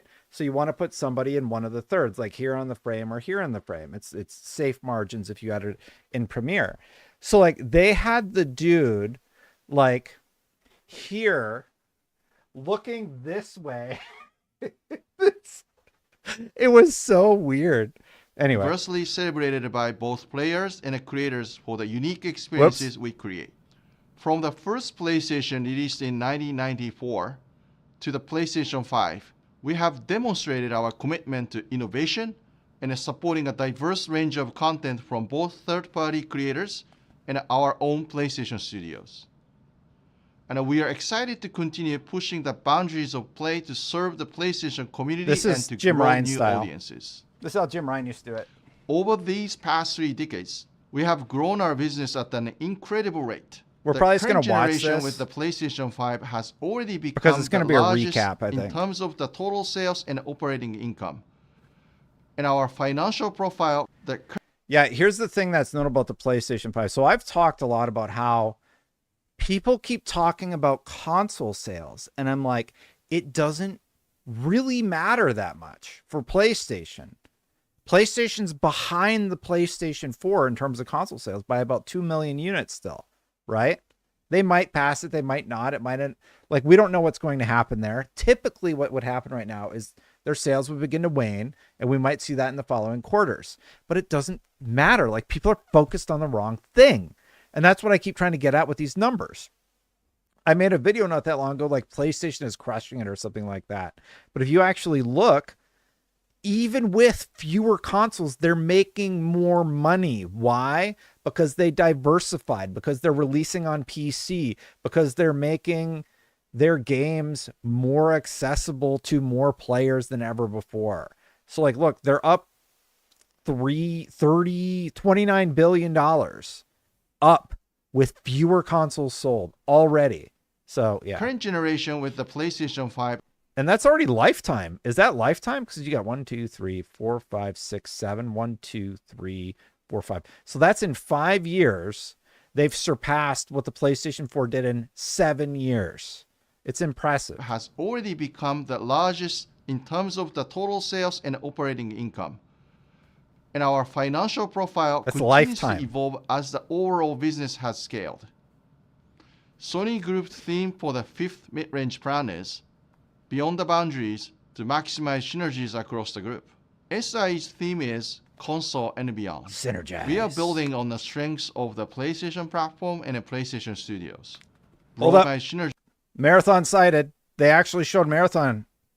And I don't see any stolen art assets on the Marathon character. But that's the first sighting of Marathon since all the drama. Across the group. SI's theme is console and beyond. We are building on the strengths of the PlayStation platform and the PlayStation Studios, broadening our reach, audience, and the value we create for players and the creators. We have established a leading position in this console generation, and we are now focused on capitalizing on this momentum by driving greater profitability and investing thoughtfully. You know what I wish they have one? They've done very well in this console generation. It's just them and Xbox, really, though. Xbox has not done well. You know what I wish Xbox would do, though? Take the Xbox Series X and whatever OS that you're putting, this new Windows Home thing that you're putting on the handhelds, just put that on the Xbox. Just make it a PC. Just make it a PC. Just do it. Like, what do you have to lose at this point? Let me take a first moment to summarize what the PlayStation experience means. PlayStation is an experience and a community who shares excitement. Our role is to connect players and game creators. We want to provide the players with the best gaming experience possible, and that means enabling creators to provide players with these amazing experiences. Fulfilling this commitment enables us to serve 124 million players with access to over 12,000 games. The fine print just says estimated numbers, but yeah. As more players come to PlayStation, more creators do too, which attracts more players, and so on. This positive feedback loop has attracted over 4,000 creators to our platform, from the largest publishers to the smallest indie studios. All of this is showcased by PlayStation Studios. Through our studios, we have built world-class franchises and beloved characters. Year after year, we provided fans with niche My framing's not weird. They just have this weird giant black bar at the bottom. narrative experiences and live service titles that demonstrate our obsession with quality, confirming that PlayStation is the best place to play. And we continue to explore new ways to connect players and new audiences to these franchises through games and other media on console and beyond. The platform and studio businesses are the organizational pillars that allow us to deliver for players and creators. Tightly interconnected components which have each powered our success and are fundamental for us to continue executing successfully. Now turning to the platform business.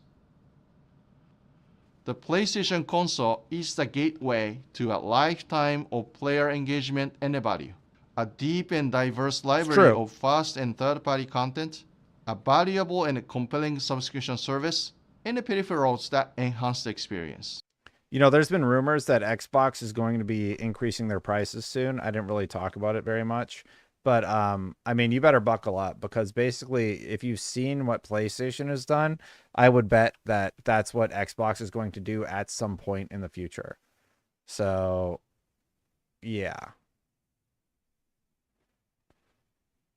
I would just get ready for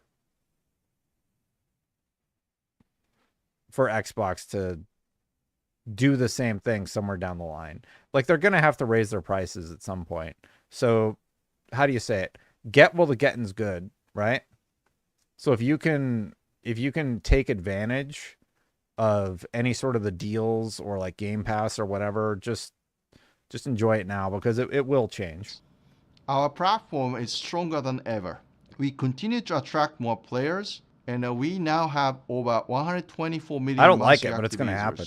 Through the wide range of content and services we provide, these players are more engaged than ever, which has resulted in a record high gameplay hours.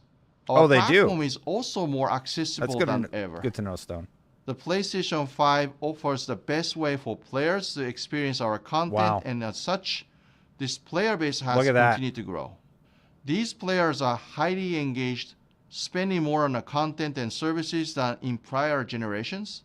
The average player on PlayStation 4 spent $669, nice, and the average player on PlayStation 5 $846 per player. $846. That's a lot.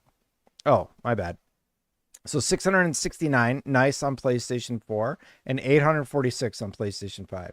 However, the PlayStation 4 remains an important access point for existing players to experience our content and services, and we remain committed to serving them. Content and services provide a consistent and a predictable base of revenue, and now represent over 2/3 of total revenue. This includes the PlayStation Store with a range of content and services, or 2/3 of their overall revenue. That's a lot. Content, including ongoing franchise and new hits, and a PlayStation Plus, which provides profitable and recurring subscription-based revenue. The store business has a balance in ongoing. People see, this is what I'm talking about. Like, there's so much focus on the console. Is this white sliver console sales? Like, this white little tiny sliver, that's their profit margin on the console. This is the number that matters. This giant blue rectangle here. People just focus on the wrong stuff, in my opinion. Franchise and new hits, and a PlayStation Plus, which provides profitable and recurring subscription-based revenue. The store business has a balanced portfolio of content with diverse characteristics. Major ongoing franchises consistently make up about half of this revenue, comprised of live service titles and annual releases. But we also support a wide range of creators, which resulted in a collection of over 12,000 titles, pairing the rest of our store revenue and capturing breakout successes such as 2024's Black Myth Wukong. Oh yeah, Black Myth was great. Also coming to Xbox now that the PlayStation whatever is done. Lord Zero says, notice their PlayStation Plus numbers aren't going up. Yeah, they've kind of remained about where they've always been. And Danny, I missed it earlier. He said, easy fix, putting the prompter next to the host as an easy eye level. Well, like, just buy a prompter and put it, like, I don't think they're using a prompter. There's probably a monitor somewhere weird, and they're reading off the monitor. Just give all the computers a prompter. I don't know. It's a PlayStation Plus, which provides recurring subscription-based revenue. Oh yeah, we are focused on driving profitable growth by increasing engagement and appeal, and by continuously improving the service proposition and the content that we offer players and subscribers. As a result, subscribers are increasingly choosing our premium and extra tiers, which now represent approximately 38% of total subscribers. Yeah, I was just looking, and peripherals enhance the I would probably just PlayStation get the experience. essential. Through innovation in our lineup of peripherals, as This well is as third-party. third-party partnership, we are providing new ways of players to play. This includes the portal, which provides an additional access point to the PlayStation platform. Additionally, we are intensifying players' connection to our brands through customization and special edition designs. And to celebrate our 30th year anniversary, we released a limited edition lineup of consoles and peripherals that honor the PlayStation launch in 1994, and these have been hugely popular with nostalgic fans. Underpinning the platform business is a strong focus on operational excellence. Our supply chain is geographically diverse, and we manage it strategically to meet the demands efficiently. Content distribution is an area where we continuously investing in and exploring the new ways to enhance player personalization, content discovery, and pricing optimization. And our player and creator services remain a key strengths, supporting our commitment to being the best place to play and publish. These areas are core to our ecosystem health and ensure we are well positioned for the future. To wrap up on the platform business, we have established a strong foundation for the future, reaching record levels of players and PlayStation's crushing it. We are now focused on capitalizing on this current momentum and continuing to drive monetization on content, services, and peripherals. I will now pass it to Herman to discuss the studio business. Thank you, Nishino-san. This is boring. This is way more boring. The other one was more fun. Consistent and profitable growth. We are focused on 3 key strategic pillars. First, we are continuing to advance our creative leadership in single player, delivering the experiences players have come to expect from our studios. Second, we are establishing a diverse base of live services, broadening our business model and capabilities. Third, we are capitalizing on our strengths as an IP powerhouse, creating new IP, cultivating the potential of our gaming franchises, and unlocking new areas of growth beyond gaming. Across all of this is a strong focus on efficiency and reliability in our development and delivery processes. PlayStation Studios is a global... This is the chart I was looking for. World-class creative, global team with differentiated and complementary capabilities. Somebody said that Bungie being under live services, but like Haven's there too, so I don't know what they were talking about. Global network of exceptional teams across North America, Europe, and Japan. Each studio specializes in delivering category-defining content for our players. We continue to refine and develop this portfolio to achieve our strategic goals, and recently announced the formation of 2 new studios, Dark Outlaw Games and Team LFG, further illustrating our commitment to innovation and growth. This is ex-Bungie. Our single-player titles consistently deliver world-class narrative experiences that resonate with... You know, this is what's confusing about like when they do these presentations. This is not a own PlayStation property. This one is, well, this is a license, but like they own Insomniac. So these all fit that. This one doesn't. So, yeah. Millions of players around the world. These are our core strength, providing a base of recurring revenue through consistent annual releases. We've proven this year over year with our tentpole releases and are continuing to do so with our pipeline of upcoming titles. Ghost of Yotei and Death Stranding 2 on the Beach in fiscal year 25. But that's a third party. And future releases of Intergalactic: The Erratic Prophet and Marvel's Wolverine. I'd like to spotlight one of our most exciting recent successes and one of our most anticipated upcoming titles. Oh, okay. Released last fall and created by Team Asobi, Astrobot was a smash hit, achieving universal acclaim How many players sales? and critics and sweeping industry award shows. Players of all ages platformed through a rich world inspired by PlayStation's storied history. How many copies did you sell? 300 bots across the universe. Looking forward, Ghost of Yotei, the latest installment in Sucker Punch's flagship Ghost franchise. We have the December figures and nothing. Beautiful plains of Hokkaido this October. No, it did well, and it's a great game. To build on the success of its predecessor, Ghost of Tsushima, which sold over 13 million copies and captured the imagination of players. See, he'll tell us that 30 million number. We also remain committed to building a diverse and resilient portfolio of live service titles. Okay, so Fair Games is still on the list. They're even using the monkey mask guy. Like, this is from some internal presentation. And then Marathon's still there, financial year 25. All right. MLB The Show, Destiny 2, and Helldivers 2 have established enduring player communities and provide a strong base for our Someone in chat said they got a Marathon ad that still said September. but I haven't seen key it. learnings as we look to the future to further refine our capabilities. We look forward to further showcasing our progress with Marathon, our new title from Bungie. I hope Marathon comes out and like knocks it out of the park, but year after we'll year, see. providing ongoing content and experiences, creating a recurring base of revenue, and further fortifying our business for the future. This is pretty I'd like dry. to spotlight 2 examples of our live services strategy. Strong early engagement for Bungie's Bold. From Arrowhead Game Studios based on what? Critical and commercial success. In addition, what early engagement are you seeing for Marathon? No offense. The game has sustained a healthy community of engaged players over a year. Helldivers, yes, great game. On PC. What is the this? December Omens of Tyranny update further evidences our Did they commitment to driving aren't those assets success and delighting players for years to come. We are also very excited for Bungie's Aren't these assets from Anti-Real, or did they delete the parts? Bold take on the extraction shooter genre. Innovative and bold. I don't know about either of those statements. We expect to build on the success of these titles and further grow our capabilities in live services. We'll see. Finally, let's turn to our third pillar, franchise and IP expansion. We have a long and proud history of not only creating iconic games, but Fair also Games is on growing there. these into iconic game franchises with Others in enduring development. fan bases. Each of these franchises has over 2 billion hours of engagement each over their lifetime.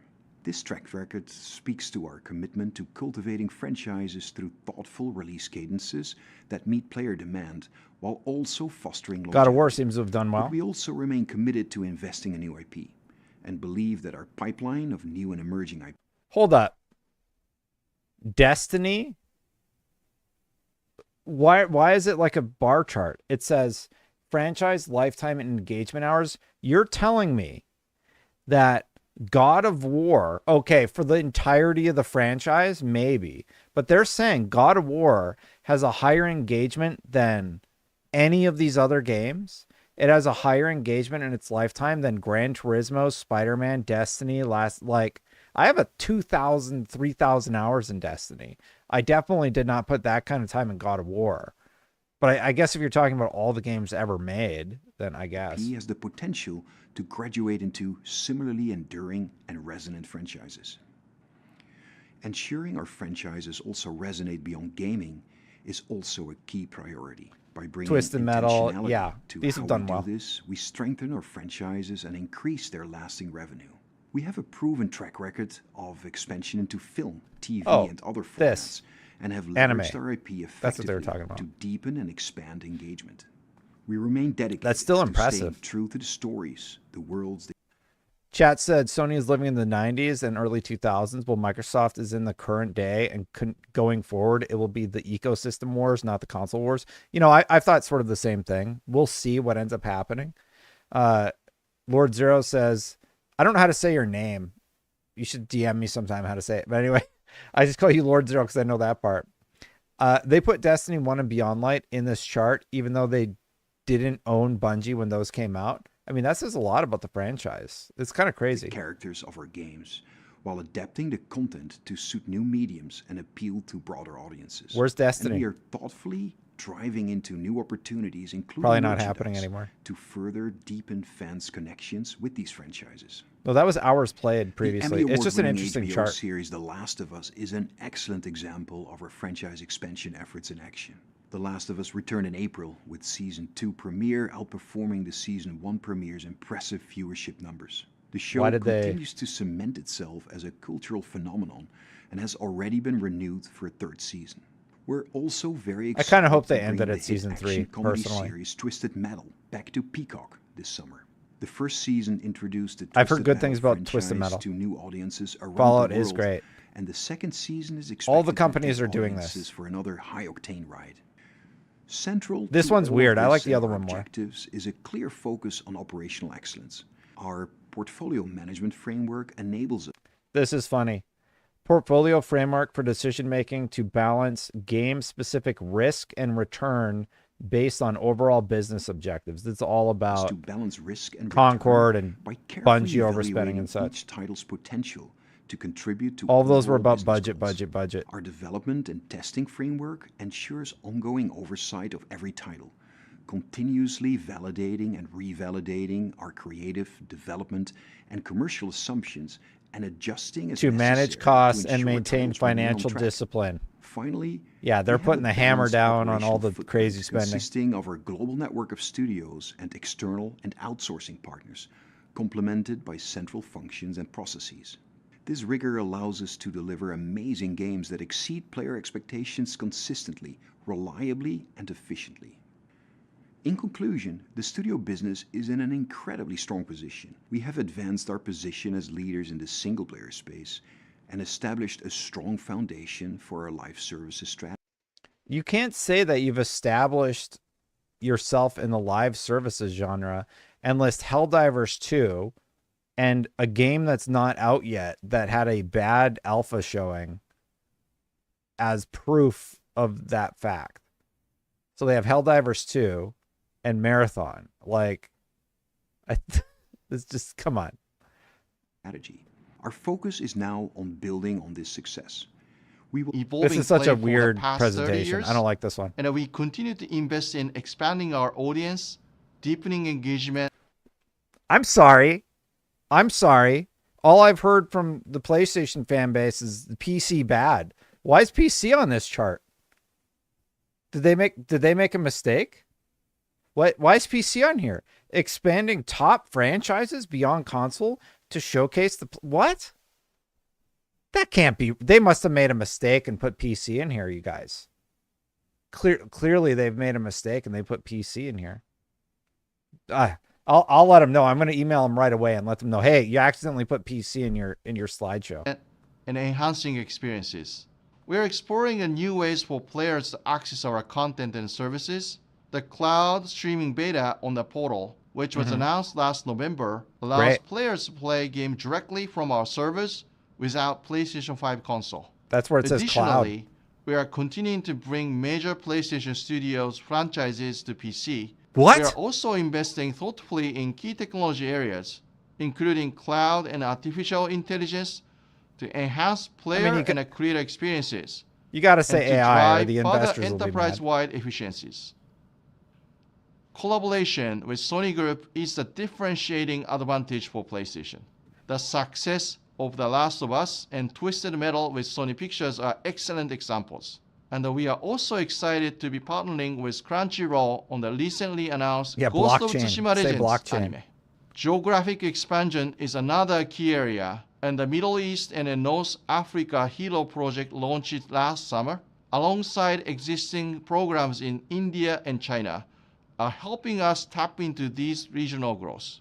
Finally, as we evolve and innovate, we are leveraging the collective expertise of Sony Group and collaborating on the strategic investments. One example of this is the new Sony Group engagement platform to connect users and creators, building on PlayStation Network's core backend functions such as payment, data infrastructure, and security. Another area where we are making a significant impact across Sony Group is in environmental, social, and governance. Audio cutting in and out. We remain committed to driving forward environmental efficiency, safety and accessibility, and community engagement. Yeah, okay. These initiatives not only enable us to lead the way with responsible growth, but also... You know, there's a lot of talk about the environment and just sustainable energy and all that, but like, if you could press an imaginary button and your games played better or looked better, would you press the button? But pressing that button meant somebody had to go through an undue suffrage or just something terrible happens. Like, yeah, you would press the button. Like, it's this old psychological thing, but like, I don't know. It's just for investors, really. Positively reinforce our brand values to our players and creators. How many people... I'm dead serious right now. Who actually is like, I am so glad so-and-so company is thinking about the environment? Give me a 1 in chat if you actually, and I'm being serious, and please try and take it a little seriously. Do you actually care that a company is being mindful about the environment? Nobody actually cares. The only way I think you might care is if that mode saved you money somehow, right? There are a few people in chat who care about it. Thank you for caring about it. I think that's good. And I do think it will impact the environment positively, hopefully.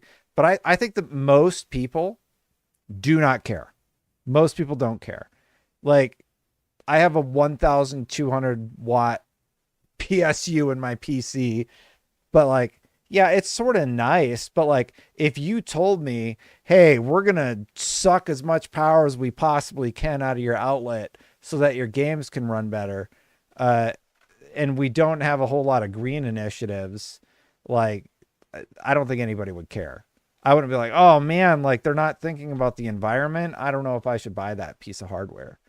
I don't think anybody really thinks about that. It's like buying Bitcoin or whatever. It's like, oh, what about the environment? Apparently there's like when you go eat a hamburger, do you think about how energy inefficient creation of that hamburger was? No, you just go eat the hamburger, right? So anyway, I've always sort of seen that, and I'm just like, do people actually care about this? Fiscal year BlackRock 2024 cares, yeah. was a strong year for us with $30.7 billion in sales and $2.7 billion in operating income. The platform business has never been stronger, and the studio business continues to deliver engaging experiences for players. As we enter to the second half of the fifth mid-range plan period, we are now focused on capitalizing on this momentum and driving operating income. Herman and I are extremely proud of the strengths of the business. This is an incredibly exciting time for PlayStation. This is so weird. They're just not addressing that each other exists, looking direct at the camera like this. It just cracks me up. Foundation from which we expect to continue driving sustainable, profitable growth. And we will continue to inspire our players and creators, pushing the boundaries of play with imagination. This concludes our presentation. Okay. Thank you.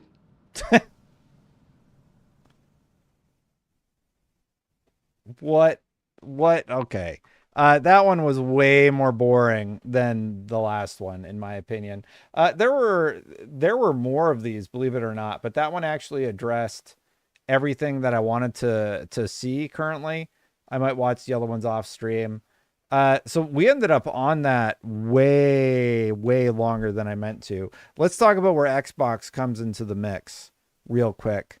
Last thoughts on the PlayStation presentation. The first one was great. There was a lot more like nuance to it, and I think I got a lot more information. The second one, I like the charts. I don't know about this new format. I like the ones with where it's a bunch of people at a table in Japan with a translator. I think I like that one more than this current one, but yeah. Xbox Game Pass now has more than 35 million subscribers. I actually checked the guy's LinkedIn, Kevin Kay, a program manager at Microsoft who handles subscription operations and performance. Looks like he's still over at Microsoft, and he broke the news that Game Pass is at 35 million worldwide, and people picked it up over on Twitter. So congrats to Game Pass. Somebody did the math over on X earlier. It's something like $6 billion a year in profit. I lost the chat here. One sec. Yeah, so it was something like $6 billion in revenue a year. So it's substantial, actually, that they've hit 35 million. But I think the goal was something like 100 million users. I don't think they're going to get there. To recap some of the, well, let's go through the Microsoft stuff. This is the post from over on The Verge. Microsoft just teased its next-gen Xbox console, and nobody noticed. I mean, this is exactly what I've been talking about in terms of their hardware reveals and such. Long story short, Microsoft basically said, yeah, this is what we're doing going forward. We are going to be releasing consoles that are developed in partnership with third parties, and that's what it's going to look like. I've seen people online express concern that maybe this means, oh no, my Xbox game library is not going to come over or something. Obviously, they're going to solve for that before they make any sort of crazy announcement about the next generation of consoles. I don't think we're going to be in a world where something crazy is going to happen with the Xbox brand. But man, the ROG Ally, I did actually get to play this. Some people thought like I faked my video. Like, no, I actually played it. I don't know why why would I do that? Why would I fake my video? That'd be weird. It is actually a really cool handheld. I got to hold it. I got to play it. It doesn't feel too heavy. There were some leaked estimates on prices. I think the leaked prices, and I'm saying leaked in quotes, I don't know how legitimate it is. I think it was $1,000. Maybe somebody will know. I think it was $1,000 for the powerful one, and it was $599 for the less powerful one. I think that's pretty good. I'm just going off memory because I saw it. It's like from XDOS or whatever. And yeah, I think that was the leak price. I think that if they do $499 for the lower price one and $899, I think that's the sweet spot for this handheld. And then they're going to upcharge you, I think, somehow with the other additions to the platform. $1,000. Yeah. See, the mental reaction, just the immediate reaction to $1,000. What sounds better to you, $1,000 or $899? Right?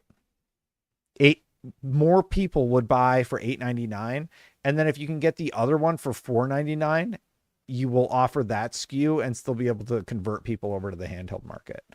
I hope I'm vying for a review unit of this thing. I think this is the most exciting thing that Xbox has done since.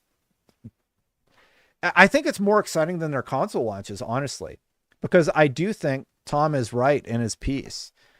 His piece basically says Microsoft just teased its next gen console and nobody noticed. This is what it's going to be like. You're going to be able to play whatever you want. It's just going to be like this. Chat's saying a whole bunch of different numbers. If somebody could actually find the post and let me know, that would be great. I had some other stuff open here. We had PlayStation. Oh yeah, rumor Xbox's own gaming handheld is effectively canceled because basically they're going to go with this methodology. Microsoft's in-house Xbox handheld console appears to be off the table, as a reputable insider has claimed that the project has been essentially canceled. This development comes shortly after the reveal of the ROG Xbox Ally, a third-party handheld system developed collaboratively by Asus and Microsoft. However, it seems Xbox's long-rumored first-party handheld won't see the light of day due to broader shifts in the gaming giant's hardware strategy. Yeah, there's no reason to jump into hardware, so to speak. I want one too, so we can test multiplayer. Yeah, I'll work on that, Marcus. But yeah, I'm not sure about that overall strategy there. What else did I have here really quick? I thought I had one more about Xbox, and then we're just going to do a quick recap. Oh yeah, and then I personally like this feature. Aggregated library support equals more games at your fingertips than ever before. Flame. Welcome to the future of gaming on the go. And then they link out to the full story. Go check out my video. That video blew up. It did like 170,000 views. It's probably one of the bigger like news type videos I've ever done on the channel. So thank you to anybody who watched it and checked it out. Chat said it's going to be $1,300 Canadian. Is it true you are Canadian? It is true. Yeah, I was born in Canada. I was born in Fort Francis, Ontario, Canada. That's where I was born. And I love Crispy Crunches and Wonder Bars. Those are my two favorite candy bars from Canada. Arrows are pretty good too. PlayStation PC games run on the new Xbox handheld. I don't know why they used the game file story instead of mine, because I literally confirmed it the second the embargo was up, and they got to it a few days later. All right, whatever. Yeah, but I actually, so like he got that response from Microsoft. I actually got the response from myself installing Steam and running the game on the handheld because I actually wanted to try it out and see if it worked, and it did. So yeah. Might be, oh yeah. And then there's sort of a recap of PlayStation. So let's go through these. Yeah, we highlighted this.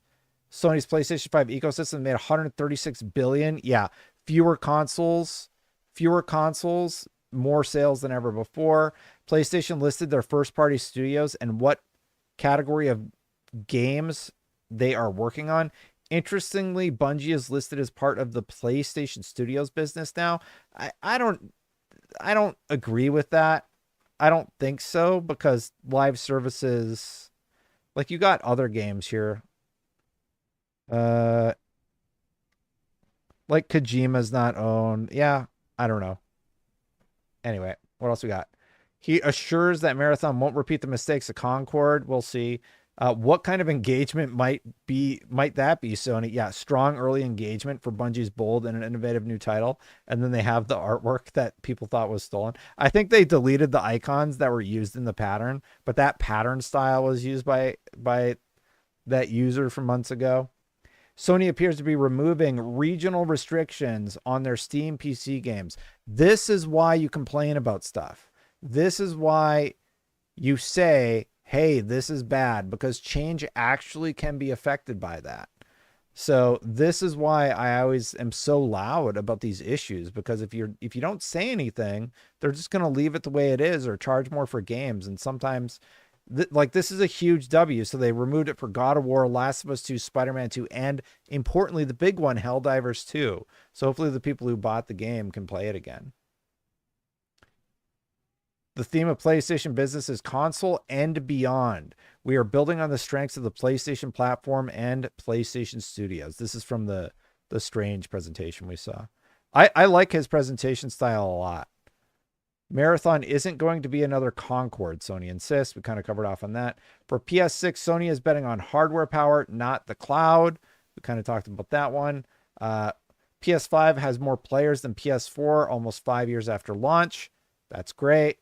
And then, unfortunately, the other quick point we had is the Days Gone studio, Sony Bend, they were working on a live God of War game, and they were like, oh yeah, everything's going to be totally fine.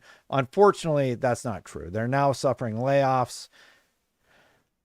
I think the God of War live service game could have been interesting, but yeah, now, unfortunately, yeah. Following Bend Studios' confirmation of layoffs earlier today, Sony has shared its own statement. Earlier this year, Bend Studio wrapped development on a live service concept, the company told Eurogamer. After careful consideration, we chose not to move forward with it. As the team shifts the focus to its next project, we've made strategic changes to better position the studio for long-term success. As part of this transition, it continued, a workforce reduction has taken place at the studio. This decision was not made lightly, and we are extremely grateful for the meaningful contributions of all those impacted. Bend Studios has been a valued part of PlayStation Studios for decades, and we remain confident in its future and creative direction. So they're saying 30% of its staff, aka 40 people, were laid off. Somebody got the info for me. So it's $4.99 US, $7.99. I think that is a real good sweet spot, Ira Wolfman. Thank you for the Xbox handheld. So $4.99, $7.99, and in pounds, that's $5.99, $8.99. That is the sweet spot. If they launch it, that thing's going to sell like hotcakes. Yeah, so they kind of get to double dip. They get to undercut the Pro, and they get in the handheld, and PlayStation games run on it, and you can plug it into your TV. It hits like so many things on the graph that are good. I think it could be a big W for them, but we'll see. We'll see.